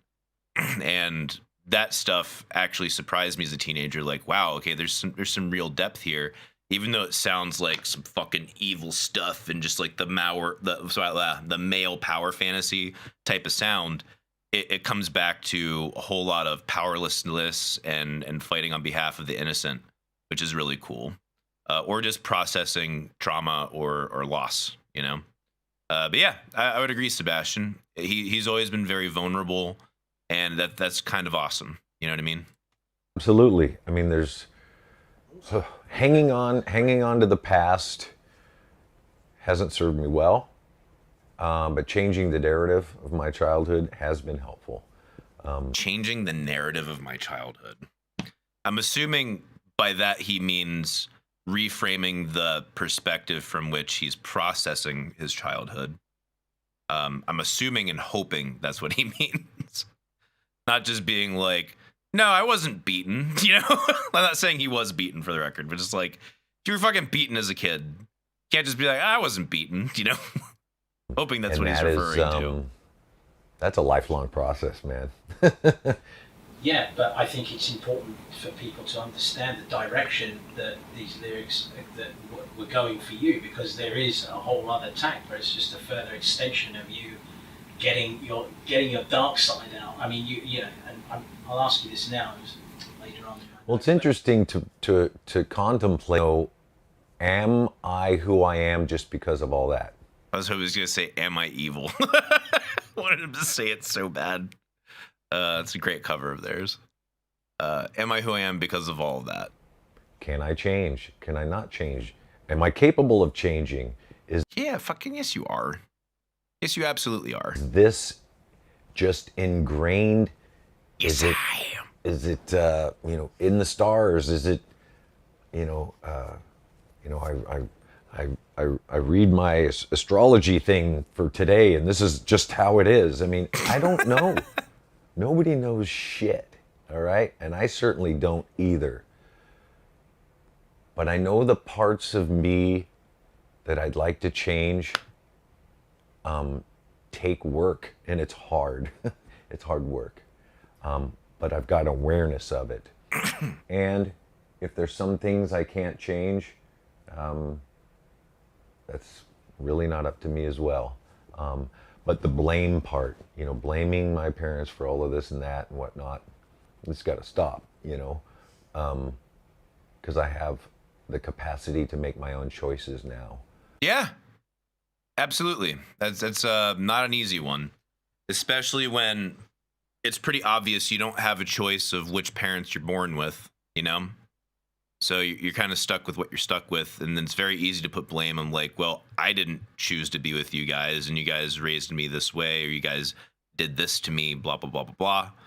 And it's takes a mature, complicated, nuanced perspective to be like, my parents are culpable because they were the ones charged with raising me, and these are the mistakes they made. But then also, they're human beings. Being a parent doesn't come with a fucking handbook. Everyone is different, and you have to evaluate if they were really doing the best they really could. You know what I mean? It is very, very difficult to balance those two, especially if you've had a shitty childhood. Thankfully, I didn't have that. I had a very good childhood. Love my parents to death, but I can't imagine having to sift through that. It's a lot to sift through. And do I keep defaulting to how I learned how to make choices? And, you know, there's a lot of psychology in this. Yeah. And I can overthink all of this. But at the end of the day, is it that 72 seasons that form your true or false identity? Am I able to change or not? Yes, absolutely.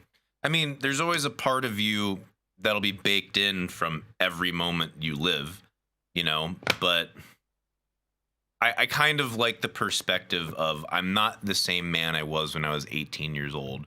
That person is dead, you know.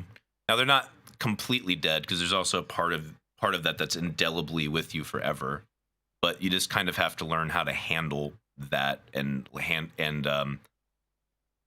figure out how to accept the mistakes that you've made while also embracing the new person you've become. It is complicated, but yes, of course you're fucking capable of change. That shouldn't even be a question. That's a lifelong question. Yeah, fantastic. Shouldn't even be a question. And then, I mean, there's something that I think we exchanged early on when I first... I can see from James's relapse stuff of like the ups and downs of his personal issues and his with no judgment here, his substance abuse. I can see why am I capable of change is a question he would want to pose. I can definitely see that. Fantastic. And then, I mean, there's something that I think we exchanged early on when I first read these lyrics. And that's fair, Tiger said, Star. To me, you know, I look forward to bringing light to darkness, which is kind of an extension of what you're saying here. And again, is this? You don't seem as afraid to address dark things, shitty things about yourself that you don't like, and which is awesome. Vulnerable, like difficult. You seem much more comfortable with the fact that, okay, it's part of the whole picture, and that's okay. Is that, it seems to be a theme. I mean, I want to say it's Jung who talks about the shadow self or shadow play or whatever. I got somewhat introduced to that via a friend of mine who, whenever she fucking visits town again, would love to have her on our podcast. But she helped me get more in touch with the side that I'm embarrassed and ashamed of, and trying to love that side. And that was very helpful for me mentally and emotionally. Super fucking helpful. Helped break down a number of insecurities I was holding. Actually, I need to fucking reach out to her again. Chasing light obviously talks to me that way. Yeah, I guess the older I get, realizing, well, all right, there's a Frasier intensive. There's a shelf life to me, and there's a shelf life to me. Why would I not bare my soul in my art? Fuck yeah! Why would you not? Money. I'm not saying you're doing that. I'm just saying that's why a lot of people don't, because of fucking money. So you're actually wise and wholesome and honest, James. That's your problem. I bare my soul in my art. And it becomes safer and safer as I get older. But in your everyday life as well, as a human being, it seems like you're more... Jung and Nietzsche, yeah. Again, I'm taking this from what I'm reading and listening to here, and also seeing how you are these days. You seem more comfortable with the fact that, people talk about change. You must change. You got to change how you are. And it's like, well, no. That dark person, that negative thing that occasionally pops up for dinner as an uninvited guest, rather than lock the door. It's like, well, I got to find a way to put a plate at the table and just kind of deal with it while Exactly. Yeah, invite that demon to dinner and hang out and understand it, get to know it better. That will take the surprise or sting out of it. Okay, I just want to pause really quick to quickly complain, like not about anything James or the interviewer is saying, but just like, this is the fucking fan magazine of Metallica, which means they have Metallica money, which means, why does only James have a microphone? Why? They couldn't afford one fucking Zoom field recorder for the guy who's doing the questions. They couldn't just get him a goddamn fucking microphone. It's $150. I will buy it for you. Consider it my contribution as a Metallica fan. I will buy you the fucking field recorder. Please. That will take the surprise or sting out of it. That demon's not going away. I get caught up a lot in there's something wrong with me, I have to change it or else. Yeah. And I think the key, for me, at least what I'm feeling lately, is you learn about it. If you don't like something, learn about it, and it will teach you something.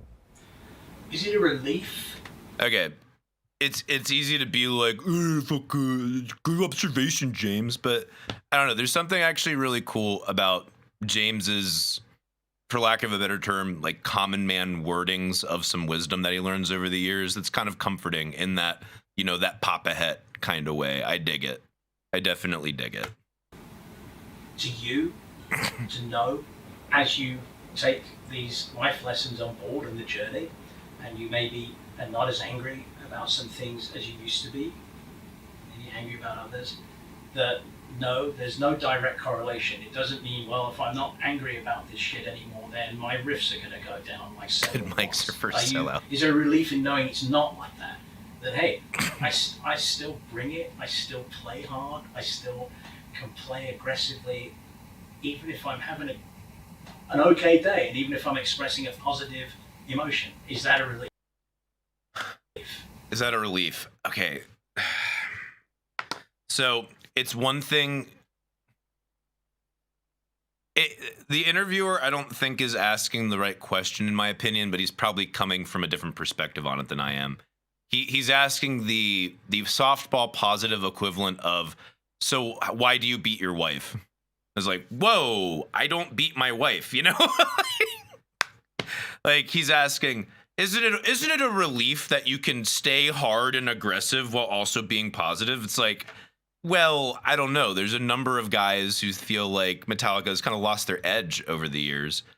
Me being one of them. They want to sound edgy and hard, but there's just feels like there's something missing from the old formula, and I think that's a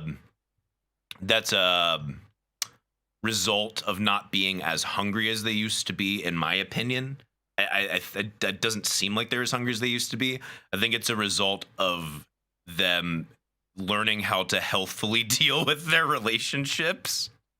Like, I want them to live happy lives, but I mean, caustic, terrible, functioning human beings make some of the greatest fucking art, plain and simple. And the more you resolve that stuff, it becomes more difficult to figure out a new source of inspiration that comes honestly, for lack of a better term. You know, I'm not saying it's impossible. Like, there's people who handle it well, but it's gonna change what your output is. You know, so like I just don't fundamentally agree with what the question is that the guy asked offhand. I've always felt that. It's just that's not new to me.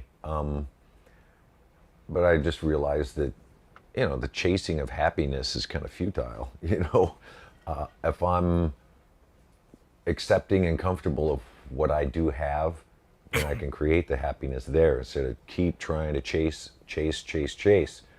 And then that also, I guess you could do that to Larry Girl. Quells the fears of, you know, others that if you're not angry, you're not going to make great music. It's kind of ridiculous. You know? No, okay. If on a surface statement, yeah, if you're not angry, you're not going to make great music. That's ridiculous to a degree. But if your source has always been anger and that source has to change, it's really difficult adjusting, especially if your sound is based around anger. You know what I mean? Like, obviously, Metallica's sound has been based around anger for the majority of their catalog. You know, keeping your sound more flexible can definitely aid in not having that be a problem. But I mean, I both agree and disagree with James here. You know, being an artist, many artists go through many phases of their life, and you look at paintings, you look at writings, you just... Sorry, we're going to continue with James here for a second. Crescendo says, I think meaning is a better goal than happiness, and that's what he's getting at. I'm assuming you're probably right that that's what he's getting at, and I fully agree. Meaning is a better goal than happiness. 10,000% accurate. You either enjoy what they're doing or you don't, you know. But to be true to what's going on inside you through your art form is important to me. I mean, another side question about you and Lars, your relationship. I mean, you know, has he ever asked you about your lyrics? I mean, has he ever sat down and... No, they've never discussed it. The fuck kind of question is this? Has Lars ever asked you, like, hey, what the fuck's this song about, bro? Nope. The businessman Lars definitely has no concern about public image and how lyrics relate to that. Sure. This is not a very good interviewer. All right, we're going to back it up because I need to use the restroom really quick, and this seems like this is about to be an extended segment. But I will be back in 2 minutes.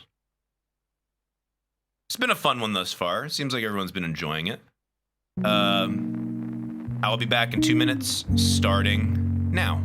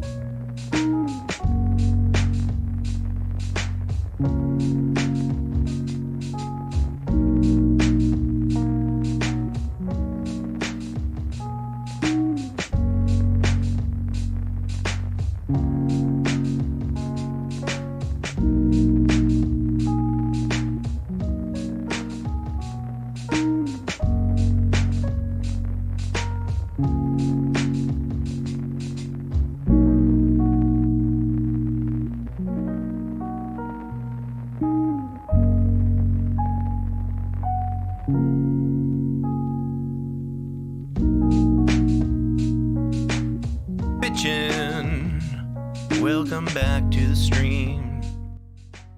Fucking A. Yeah. So, what was I gonna do? Oh yeah. Just for real quick context too. You know, we were just talking about how Papa Het here kind of has like the common man boiled down, related, down to earth type of response. Does James Hetfield have a PhD? He has a degree in astrophysics and has done some fascinating studies on black holes. I don't remember if it was a PhD or not. I heard it was a PhD, but he definitely has a degree in astrophysics. That's pretty badass. And he didn't do it because he's like, oh, I'm going to become an astrophysicist. He did it because he fucking wanted to. That is so awesome. It's so fucking cool. Love that man. Like astronomy, yeah. Exactly. It's like astronomy, you know. No difference there. All right. About you and Lars, your relationship. I mean, you know, has he ever asked you about your lyrics? I mean, has he ever sat down and, you know, asked you, like, hey, what do you mean when you say this? What do you mean when you're thinking that? Do you ever have the proverbial, like, tea and biscuit chat? Like, you know what I mean? Like, this sort of. There has not been a lot of that. There have been comments from him just saying that, wow, these lyrics are really good, him not going into detail about them, and nor do I do that with his drumming. The third tom in that role, it was fantastic. I really related. We trust each other to bring the best to the table. I think more this time was, some of the feedback I got from him was, I like this cadence better than this one. From a drummer perspective, if you're thinking about the vocals percussively, like James said earlier, that's actually kind of important feedback. But also, I mean, considering the drum parts on this album, I don't know. Simple as that. There wasn't so much the lyrics, but song titles. There's input on, and here's the song titles, and I can kind of get wound up because Lars tends to. I mean, he could name a certain song from 3 albums ago, and he still calls it by the working title. I like that. We do that sometimes. Oh yeah, I like that. Yeah, remember that's the Black Squirrel riff. It's like, what the hell are you talking about? Oh, you mean cyanide? Yeah, yes, I do, and I can take that as a slight on not wanting to include the lyrical content into that piece of art, or I can just say, hey, that's where his head was. He remembers that riff and putting that riff in that song, and that's where he's at. But when it comes to song titles, he likes to voice his opinion, and I put that out to everybody. I mean, yeah, that especially with Lars being the more marketing guy, having his opinion on the song titles is absolutely the smart move. You gotta consider not just what's appropriate for the art, but how just on face value a potential listener is gonna interpret that. In the band, we have a little powwow and say, hey, here's what I'm thinking, for song titles. What do you think?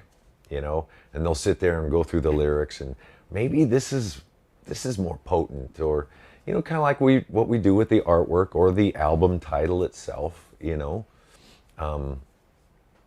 So it is a democracy in that way, and I do find that living in consultation around that is helpful. Sometimes it's not what I want to hear, but again, we all have to deal with differences of opinions and be somewhat humble in the band. And, I'm the lyric writer. I should be able to title all the songs. I should be able to title the album because this is what's coming out of me. No one else has done it. To be fair, that's a great argument to being the one who titles the fucking songs. Being completely honest. But also at the same time, it is good to get outside of your own head information, something that's not quite as emotionally invested in it as you are. Sometimes that's very helpful. All that. It's like, well, no. This is representing all 4 of us.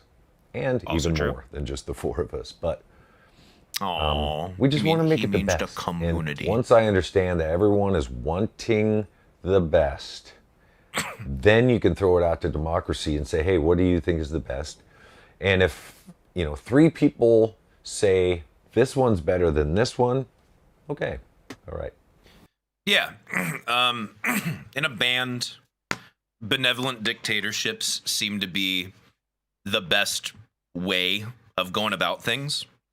And, having that democratic process at certain key moments is kind of helpful, you know?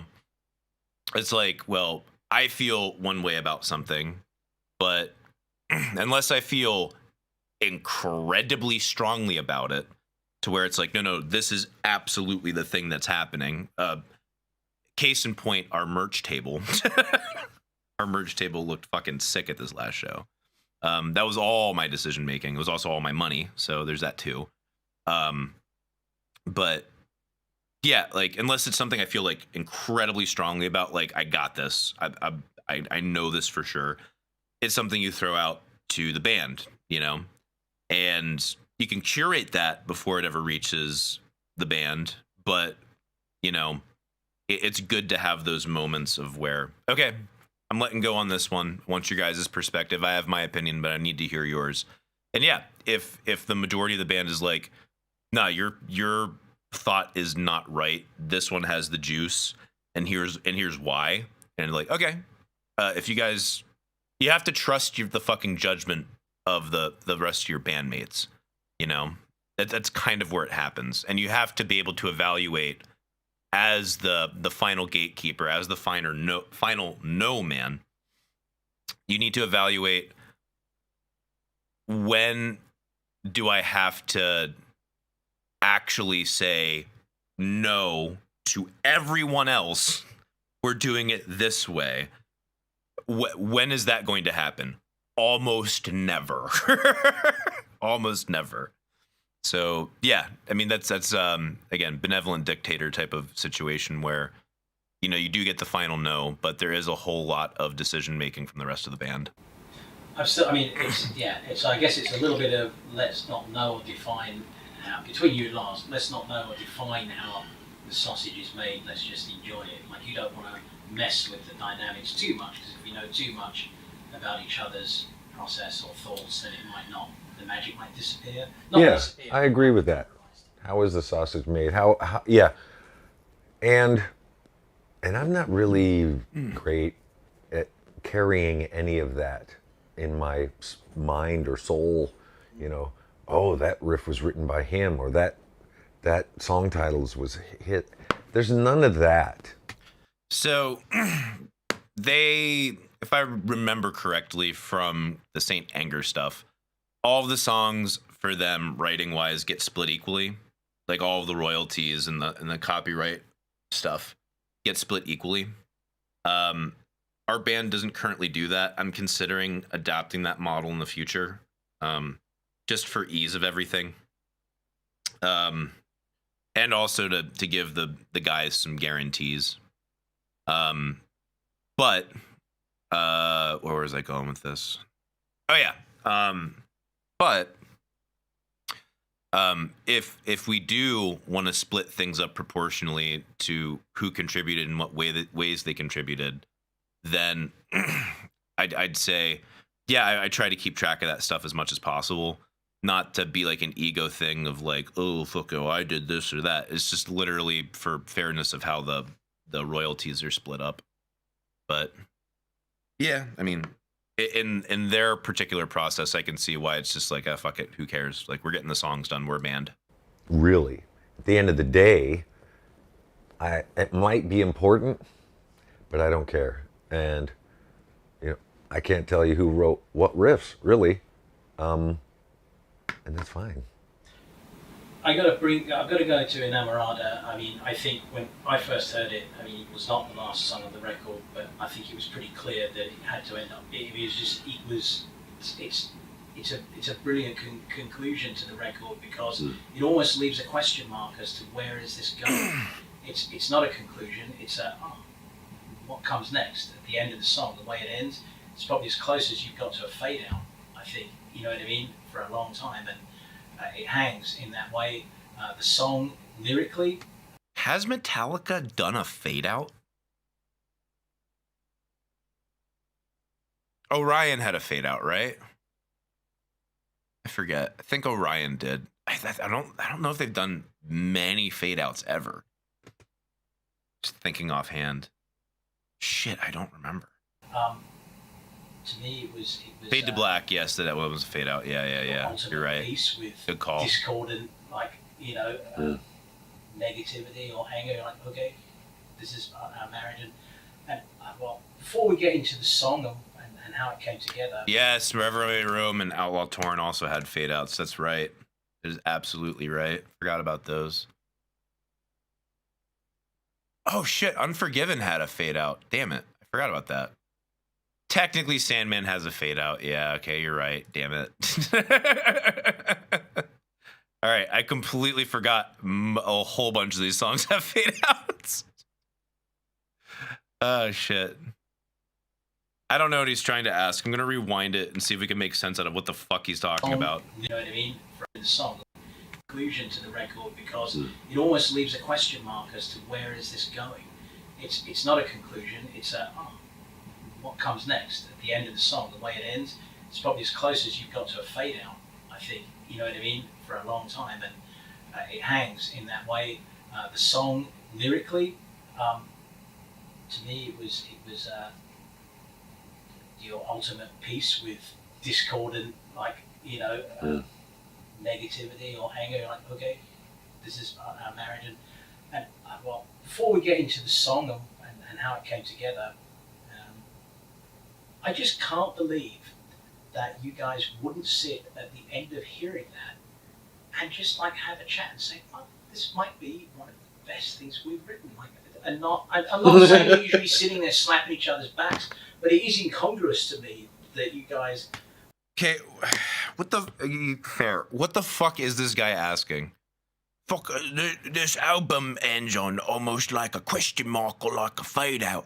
And I don't know how you guys aren't just jerking your gherkin afterwards, being like, this is the fucking greatest thing we ever made. What the fuck are you talking about, dude? Comments. Gather your thoughts and say something useful. A little on the positive aspects of what you bring to the table. Do you think, I guess I gotta say, do you think that's ever going to change? Do you think you're ever going to be able to say to each other, look, awesome, we've done a great job, right? Or does it not, you know? Well, it's interesting you bring that up. The attaboys or the congratulations guys, we just made it a fantastic record, you know. It's weird. It's like even James doesn't know what the fuck to say to this because it's this fucking stupid question. It's weird. It's like stopping in the James. middle of a race to say, man, you're doing really good at the race here. I mean, it's not like it's a race to the end, but you're in the middle of life, you know. But Lars has said. Soviet Newt says the interviewer making a point is the day that never comes. All right, I'll give you a plus sign on that one. That's hilarious. To me, in 2 occasions, like, we've made a really great record, and we should be really proud of this thing. You know, for whatever we've gone through, our ups and downs, and through the pandemic and all of that stuff, we've made a fantastic record, and we can be proud of that. You know, musically, lyrically. Okay. Just in general, being proud of making a good record, yes. Considering you're Metallica, and I don't know, I have higher standards for you. I don't know. But, I mean, then again, I wasn't in the process, and I mean, I wouldn't call 72 Seasons a trash record or terrible by any means. You know, not something to be embarrassed by, but it certainly doesn't hit the heights that I remember from Metallica. Lyrically, art-wise, everything, concept-wise, I think it's pretty darn strong, and it feels great. And it's another leg of the race. That actually explains completely why you won't do that, and why it will probably never happen, because it's a continual journey. Yep. I mean, as I've always said, and this is something else, feel free to comment on, I've always felt that you will, you know, I don't see you ever writing an autobiography, but if people want... Every album is autobiography, and that's kind of... Okay, that's an interesting perspective, but also I want the James Hetfield autobiography really badly. How it is. It's just, yeah, I'm writing my life story through the lyrics and all the albums. Yeah, I think so. And then, I mean, let me ask you about like just the concluding lyrics to Misery. You know, she's not why I'm living. It just seems like such a like, look, she's here. I know it. I mean, I had to look up what inamorata meant, and most people probably will. I have no idea what it means. Metallica Inamorata. Inamorata, baby. Don't you know that I love you?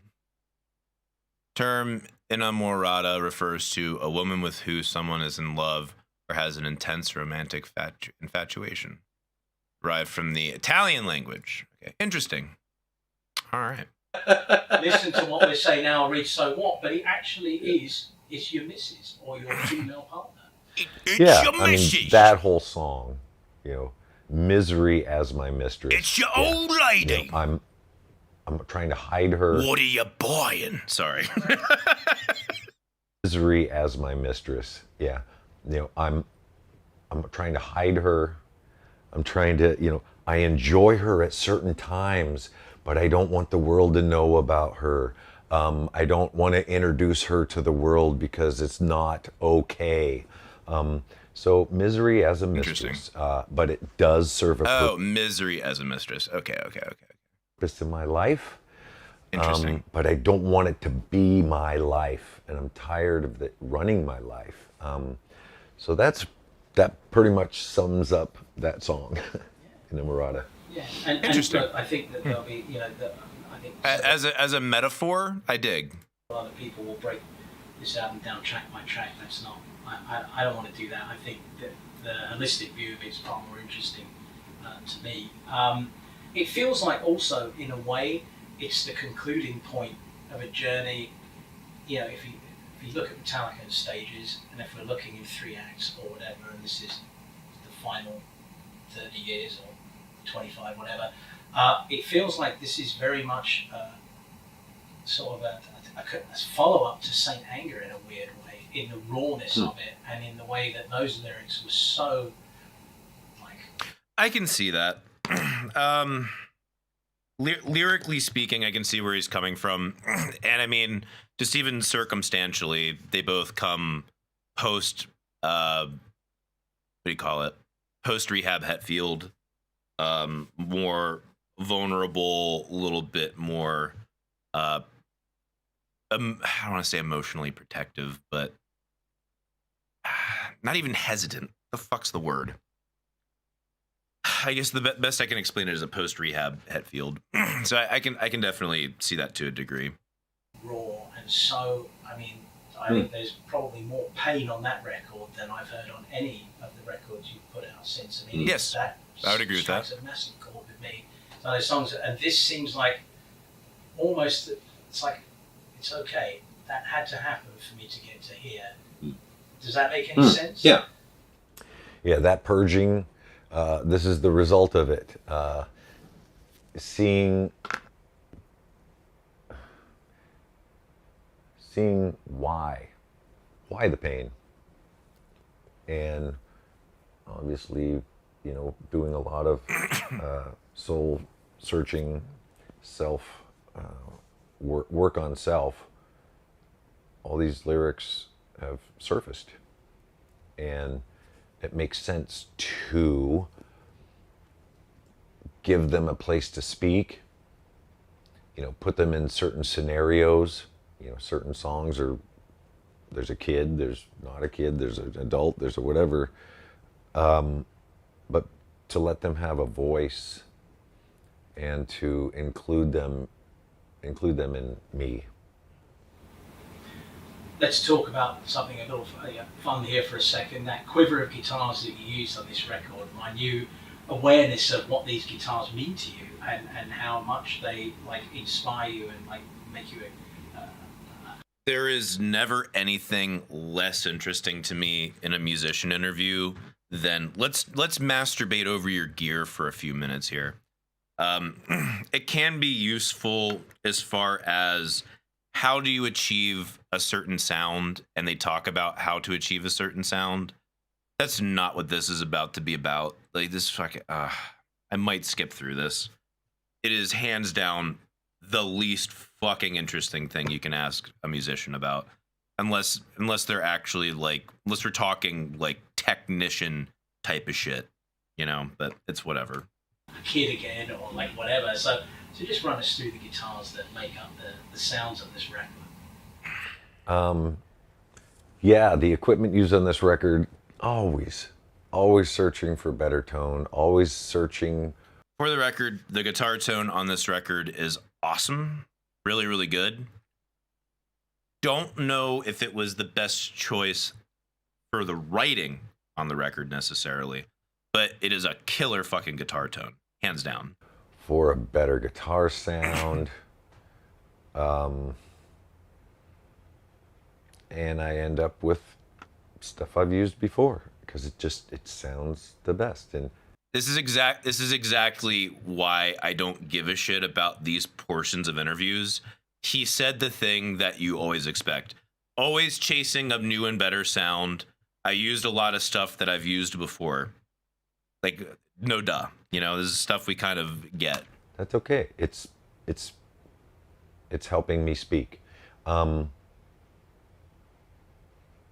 Yeah, I've used, and you also have to think, James knows this shit probably very intimately. How much detail is he willing to go into in an interview that's mostly watched by normies who probably don't know a whole lot about guitar tone?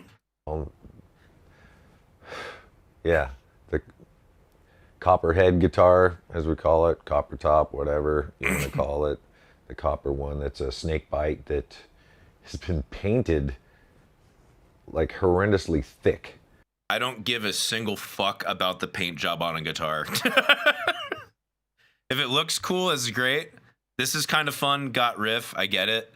But also, like, I don't want to hear someone talk about how much they love the fucking paint job on their guitar. It means nothing to me at all. It's got the tone. It just sounds great as a main guitar. Okay, that means nothing to me either. Okay.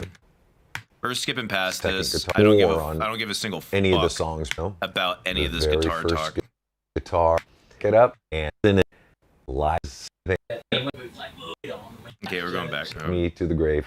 Is it like a teleporter back to when you? Hold on, really quick. Son of Chaos says guitar is guitar. In my opinion, not true. Definitely not fucking true. That Telecaster back there and that kind of Les Paul looking motherfucker, my JP7 and my Schecter have all very different sounds and have different utilities. So definitely not the case, but also fucking talking about that in detail and why those are different and how those are different, the different applications, is a different conversation than, man, fuck, I just love this guitar. Paint job's awesome, and it's just a great main guitar. Like, fuck it, that tells me nothing. Tells me absolutely nothing. You first were playing it. I mean, when you put it on, when you play it, is it like Back to the Future? Like, you know, you're in the phone booth, like, oh, here I am again with all the. It does remind me of the Kill 'Em All tour, for sure. It just does. That was the only guitar I had, so it's got to remind me of that. But we've been relate through to the hell. only guitar we've been through you have type of thing. Heaven together. You know, this guitar has. He's talking about the history of the guitar. Okay, that's fine, whatever, but don't care. The guitar's had its own 72 seasons, it sounds like. That guitar is definitely dying. It's just broken. Let's talk about, first of all, let's talk about what Tim Sascenti is doing video-wise, how it is to have someone like him interpret these songs.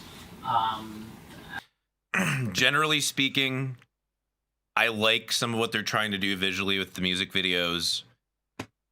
I wish they could have had a little bit more of a unique identity, but also considering it seems like they released a music video for every single track on this album, or if they haven't already, they will.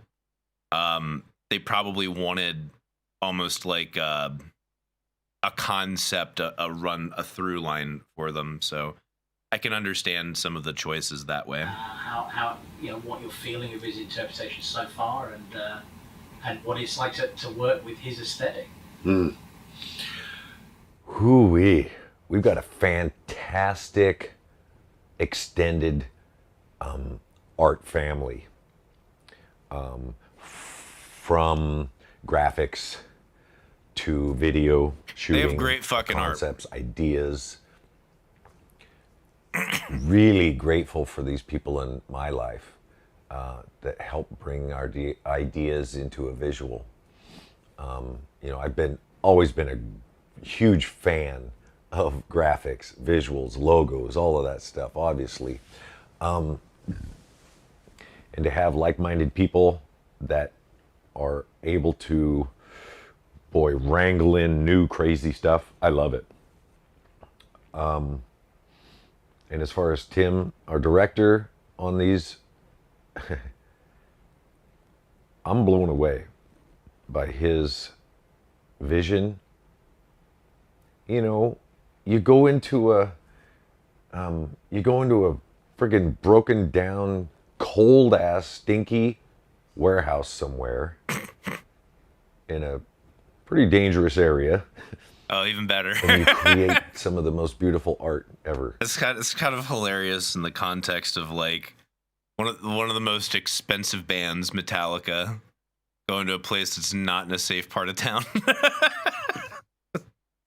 Jeez Louise. At that point, you're definitely having security as a part of your fucking music video budget for sure. Holy moly. Ugh. The nightmares of fucking gear trailers and gear trucks either being broken into or just straight up being stolen. Holy moly. Especially if you did that with Metallica's gear. Holy shit. But then again, it's probably all fucking stamped and labeled, so trying to pawn that off somewhere, it's like best of fucking luck. No one's gonna take something that hot. And you create some of the most beautiful art ever. It's fantastic. I don't know, his vision is maybe, don't make it fancy. Make it a little bit of a struggle. Or let's have a place that's already fucked up and let's fuck it up some more. Whatever we do in here, it's not going to hurt it anymore, And I'm blown away also by, 10 days ago, we filmed this thing, and here's a edited version of it that's going out. Done. Like, what? How can you turn that around so quickly? And it is because he's a live performer. He's a live performer. He's calling out. He's got a lighting guy. He's got a laser guy. He's got... Interesting. Okay. I would have said just because, that's kind of what's the industry standard nowadays. If you can't do the turnaround that quickly, like there are other people who can. The technology's that good and the industry standards are that high that you need a pretty fucking quick turnaround at potentially a moment's notice.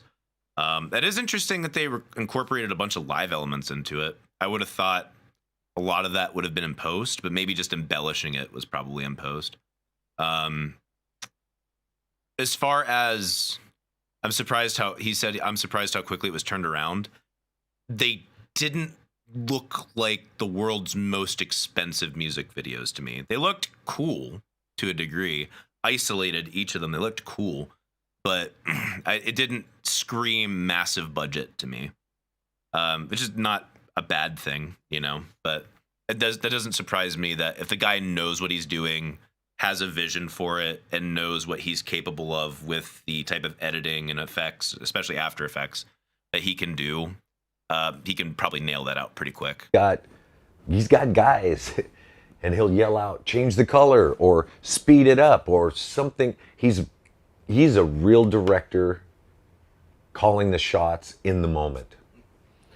This is not, we'll fix it in the post. Here's Definitely where this comes in, and we'll do that. And that's what takes so long. Yeah. But he's doing a live show. He really is. So his lighting, his lasers, his vision, where the cameras are going, it's a live show in a way, but done very theatrically. Talking about visuals and David Turner, I'm going to ask you what the colour yellow means to you when you see it. What emotion does it stir? Because this is obviously we don't have time to get into it, but what emotion does it stir when you see yellow? Yellow for me is light. It is light. It is Okay. Interesting. It's a source of goodness. So against the black, it really pops, you know? That's true. They are nice contrasting colors. Flame, maybe a little bit of flame, but it is light. I mean, my vision was I wanted this album called Lux Eterna, and because that summed up all the songs for me. Interesting. I don't know where I sit on that. Like, based upon what James is saying in the interview of like the 72 Seasons of Sorrow, drop the sorrow bit, I can see why he would do the Lux Eterna title. But considering that's kind of a more positive, I would even argue optimistic point of view, I don't know if that would sit as well with the rest of the songs diving so far into darkness. And 72 Seasons makes sense to a degree. You know, like I said, I don't initially see the connection of everything with the first 18 years of life, but I'm sure like a deep dive would explain all that stuff. Yeah, it's interesting. Lux Eterna as the title as opposed to 72 Seasons. Not sure where I'm at on that. Going to be an eternal light that was always inside of us that maybe is just now coming out. And I was outvoted, which is great. 72 Seasons is definitely, it's more chewable. You get to kind of figure out what it is. You get to dig into it and chew on it. Okay, that's a fair point. Paza, I'm hoping I'm pronouncing that right. Pazadem says, definitely a light versus shadow album. Interesting. I see. It seemed to me like a whole lot of diving into shadow. I didn't get a shitload of light, but I mean, if it is a light versus shadow album, I can definitely see why the Lux Eterna bit would fit well for sure as a album name. A little more,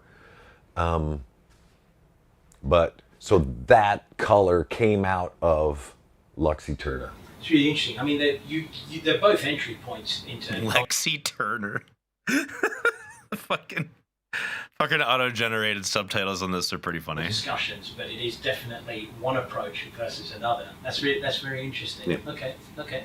So yeah, so that's that visual. Let's talk about bringing it on tour. I mean, you know, again, 25 shows.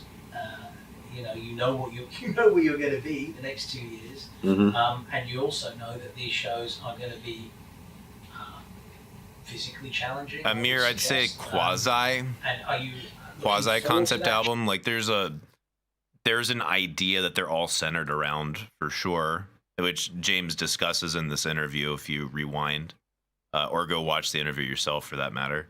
But I wouldn't call it a concept album in the sense of like it's a beginning to end linear story in that sense that a lot of people think of as a concept album. You could make an argument that it is a concept album. Challenge and the concepts behind the production in the round in a stadium. I mean, again, when I'm saying all this to you, what does it make you think? What is your anticipation for it? What I know about myself is I'm an anxious guy, and before anything, filming a video, going into whatever, going on tour, coming off tour, I have anxiety about what is it gonna be like, and I try to figure it out, and The it's like, unknown. stop. You know, when you get there, you're gonna see your road family, you're gonna see the fans, you're gonna see what you're doing, and it's all gonna be I'm gonna say perfect. Instantly the switch flips. Yeah, totally. Just as soon as, trust that when I get behind the mic, I'm good. This is what I do. Yeah. But all the build-up For before decades. that is, oh my God, is this going to be okay? So what's going to happen here? And la la la. That's kind of crazy that even at his age, with that much experience under his belt, with just like literally every level of touring you can imagine, that he still gets the jitters on it. Damn. I mean, granted, Metallica has a shitload of things to organize and have logistics for, like fucking more than I am even aware of. They have to have a fucking shitload. Holy fuck. Especially if you start incorporating pyrotechnics, there's even like safety shit involved. Which I don't know if they still do pyrotechnics anymore or not. I don't know. Because I mean, obviously James had the accident. But yeah, I mean that can be worrisome. But like after like, I don't know, this ain't their first rodeo, so it's kind of crazy to me that even still today he still has that level of anxiety. It's wild. Have anxiety, and that's okay. I know that about myself. So the worry, all right, it's part of me, and trying to not let it dominate me, because I know once I'm there, it's going to be great. Yeah, the stage is going to be big. Going in the round in a stadium, okay. We're 59 years old. What the hell are we doing? We should be going smaller. But we love a challenge, and live especially. We've got some great family members that come up with great ideas, and they all run it by us. You know, we went out recently out to a stadium, and it was all marked out. You know, what is it going to look like? What do you think? You know, Yeah, can I get from, you know, mic number 1 to mic number 20? Wow, 20. In, you know, between verses or not? Yeah.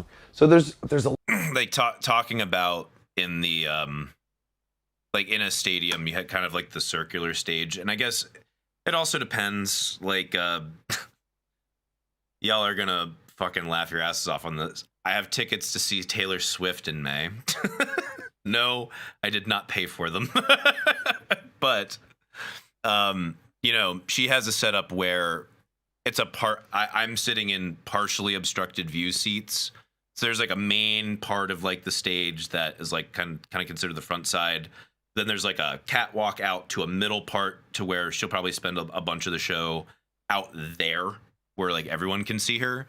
And sometimes the bands just have a completely fucking open circular stage, and they'll go around different parts of it. And yeah, you need to kind of figure out the logistics of in the song, do I have enough time to get from point A to point B and have no hiccups or anything? A lot of things that come into play with it, and it's going to be different and it's going to be challenging, but having the amount of people in the snake there will be a video made about my Taylor Swift experience. Fantastic. I mean, without giving away too much stuff, this show, putting on an in the round show in a stadium, I don't think has been done particularly great yet, and we're going to try. Are you now more comfortable than ever with putting that live mask on and enjoying it, and enjoying that side of who you are, and not being afraid that you might look like, do I look like a dick up here thinking that I'm a rock god or whatever? Like, you know, it's cool. I'm enjoying it. I like feeling like this, and people like to see me like this, and it's an exchange. And are you comfortable now, more comfortable with that than you ever have been? I believe so. There's less duality and more congruency with it.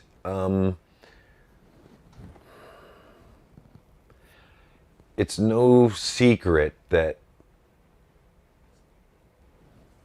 I'm a different person. Lars is a different person. When we're on stage, you know, I think anyone would develop some type of survival technique to be up in front of 80,000 people. Without a doubt. Mine has turned into more humor and more I guess, intuition, more shooting from the hip, more embracing the unknown up there. I wish I could do that better in regular life. But if something goes wrong on stage with 80,000 people out there, and we screw up a lyric, or the power goes out, or somebody falls off the stage, or you screw up a song and you stop it, I'm so much more comfortable with, if I walk up to the mic, something's gonna come out that makes some sense. And not be paralyzed with the fear of it. And I think a lot of it has to do after all this time with, that would be the case. I think, being more vulnerable, being okay with, we are a live band. We are a live band. You're going to see some freaking horrendous mistakes, and it's going to be unique. But also embracing one set of eyes as well. Being able to, because at least for me, there's a lot of times when, it's just the backdrop. This is a giant backdrop of people. And I look at it as one entity. It's like one thing vibrating. Yeah. I think I want to let him finish this first, but this has given me a few thoughts, actually, on crowd engagement. Yeah, I definitely. When I'm able to look one person in the eyes, put a soul in that person. Yes. And identify and talk with that person at that moment, that's helpful for me. It makes it more of a reality to me, because there's nothing. It's like, obviously Metallica plays different levels of shows and everything, and usually there's some form of like general audience pit, right?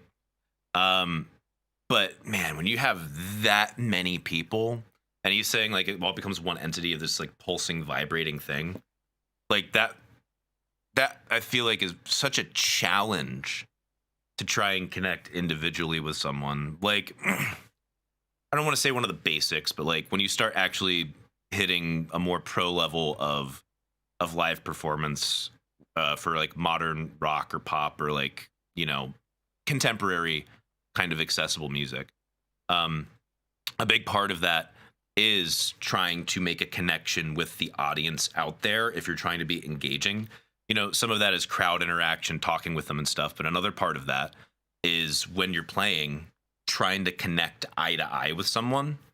And even in a smaller venue, if the crowd isn't lit up, you don't know if you're actually looking in someone's eyes. You have no fucking idea. It's just a bunch of silhouettes that are all hopefully moving, hopefully moving to your music. So, man, I can't even imagine trying to have that challenge with 80,000 fucking people. The fact that he can still do that, if it's a smaller crowd for like a more private show or whatever, I imagine that's probably more likely. But even still, like fucking 3,000 people, I feel like that'd still be a challenge. Man. There's nothing humble, really, about being up in front of 80,000 people. Yeah, great call, Snake Pit. Throwing Bruce Dickinson shades, destroys at that.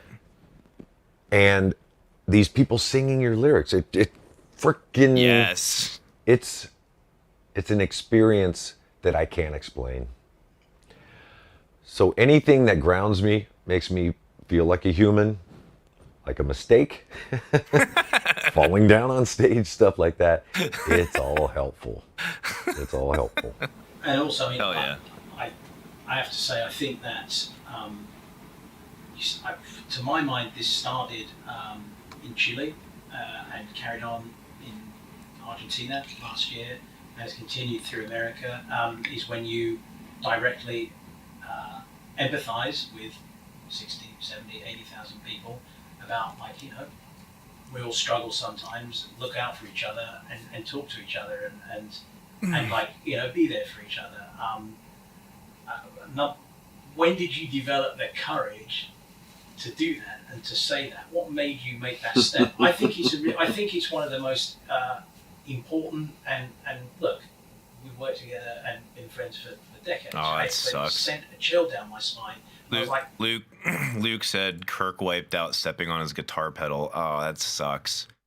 That sucks, man.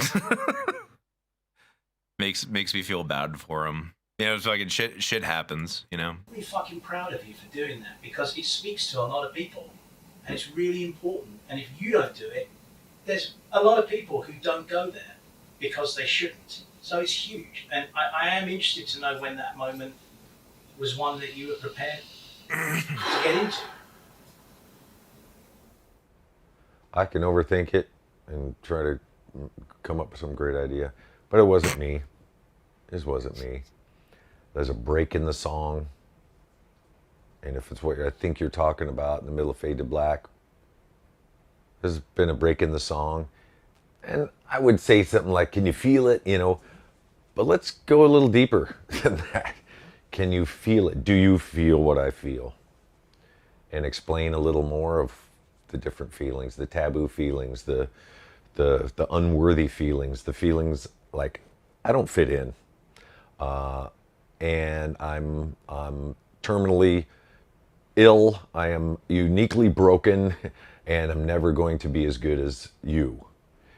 Let's talk about that, because we're all here, and I feel the same. I'm up here and living my dream, but I can still feel those things. So why not?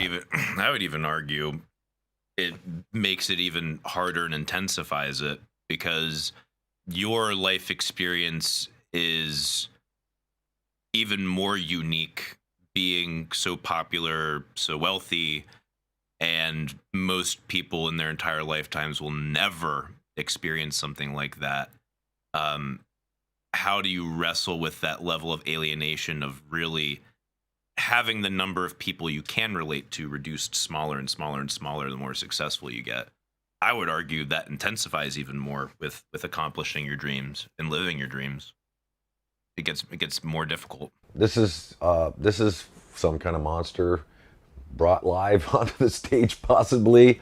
I mean, there were times where I just feel, I feel insecure and useless out here I don't know what I'm doing. And saying that on stage and people going, wow.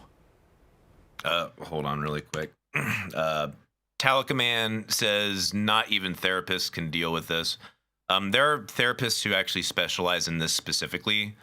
That guy that they hired during the Saint Anger thing, that's actually his specialty, is dealing with quote unquote high profile clients who have to try and unpack being a human being while also being super fucking famous. So there's actually like a whole field that specializes in that. Insecure and useless out here I don't know what I'm doing. And saying that on stage and people going, wow. Okay. He could feel that during all this. You know, if I'm at work and feeling like I'm spinning my wheels or my life's going nowhere, yeah, I'm not alone in that. So, what's your greatest hope for the future? I mean, it doesn't have to be one. If you've got a couple of things, you know, what are you? Yeah, that's the question. There's no more to say than that. wow. I guess my greatest hope is to continue feeling hopeful, feeling like there's more to explore, that you don't retire from being an artist, that no matter what happens, we're going to be okay, no matter what. The achievements, you know, being in the Guinness Book of World Records for playing all the continents in 1 year, fantastic. Great stories to tell. But connecting with people, being of service, helping people through their darkness. My flashlight works, sometimes it doesn't. And being able to say that out loud, it might be selfish. It helps me stay grounded. And if it connects with someone else, I'm serving my purpose. Fuck yeah. Beautiful words to end on, James. Fucking A. For getting a little bit more perspective on the album. I mean, obviously love James. Someone said, Enzo says, I love this wise old man James so much. Yeah. Papa Het in wise old man version is awesome. Love it that way. Yeah. I enjoyed this. This was cool. Still don't like the album any more than I did before. But at least this cleared up some things for me. Looks like we had one other super chat. James's vocals was the best on this album, in my opinion. Don't know exactly what that means, but they were very good. He did a very good vocal performance on this album. Kyle says, I want him to get his long hair back so he'll look like Gandalf. I can get down with that. I can get down with some Gandalf Hetfield.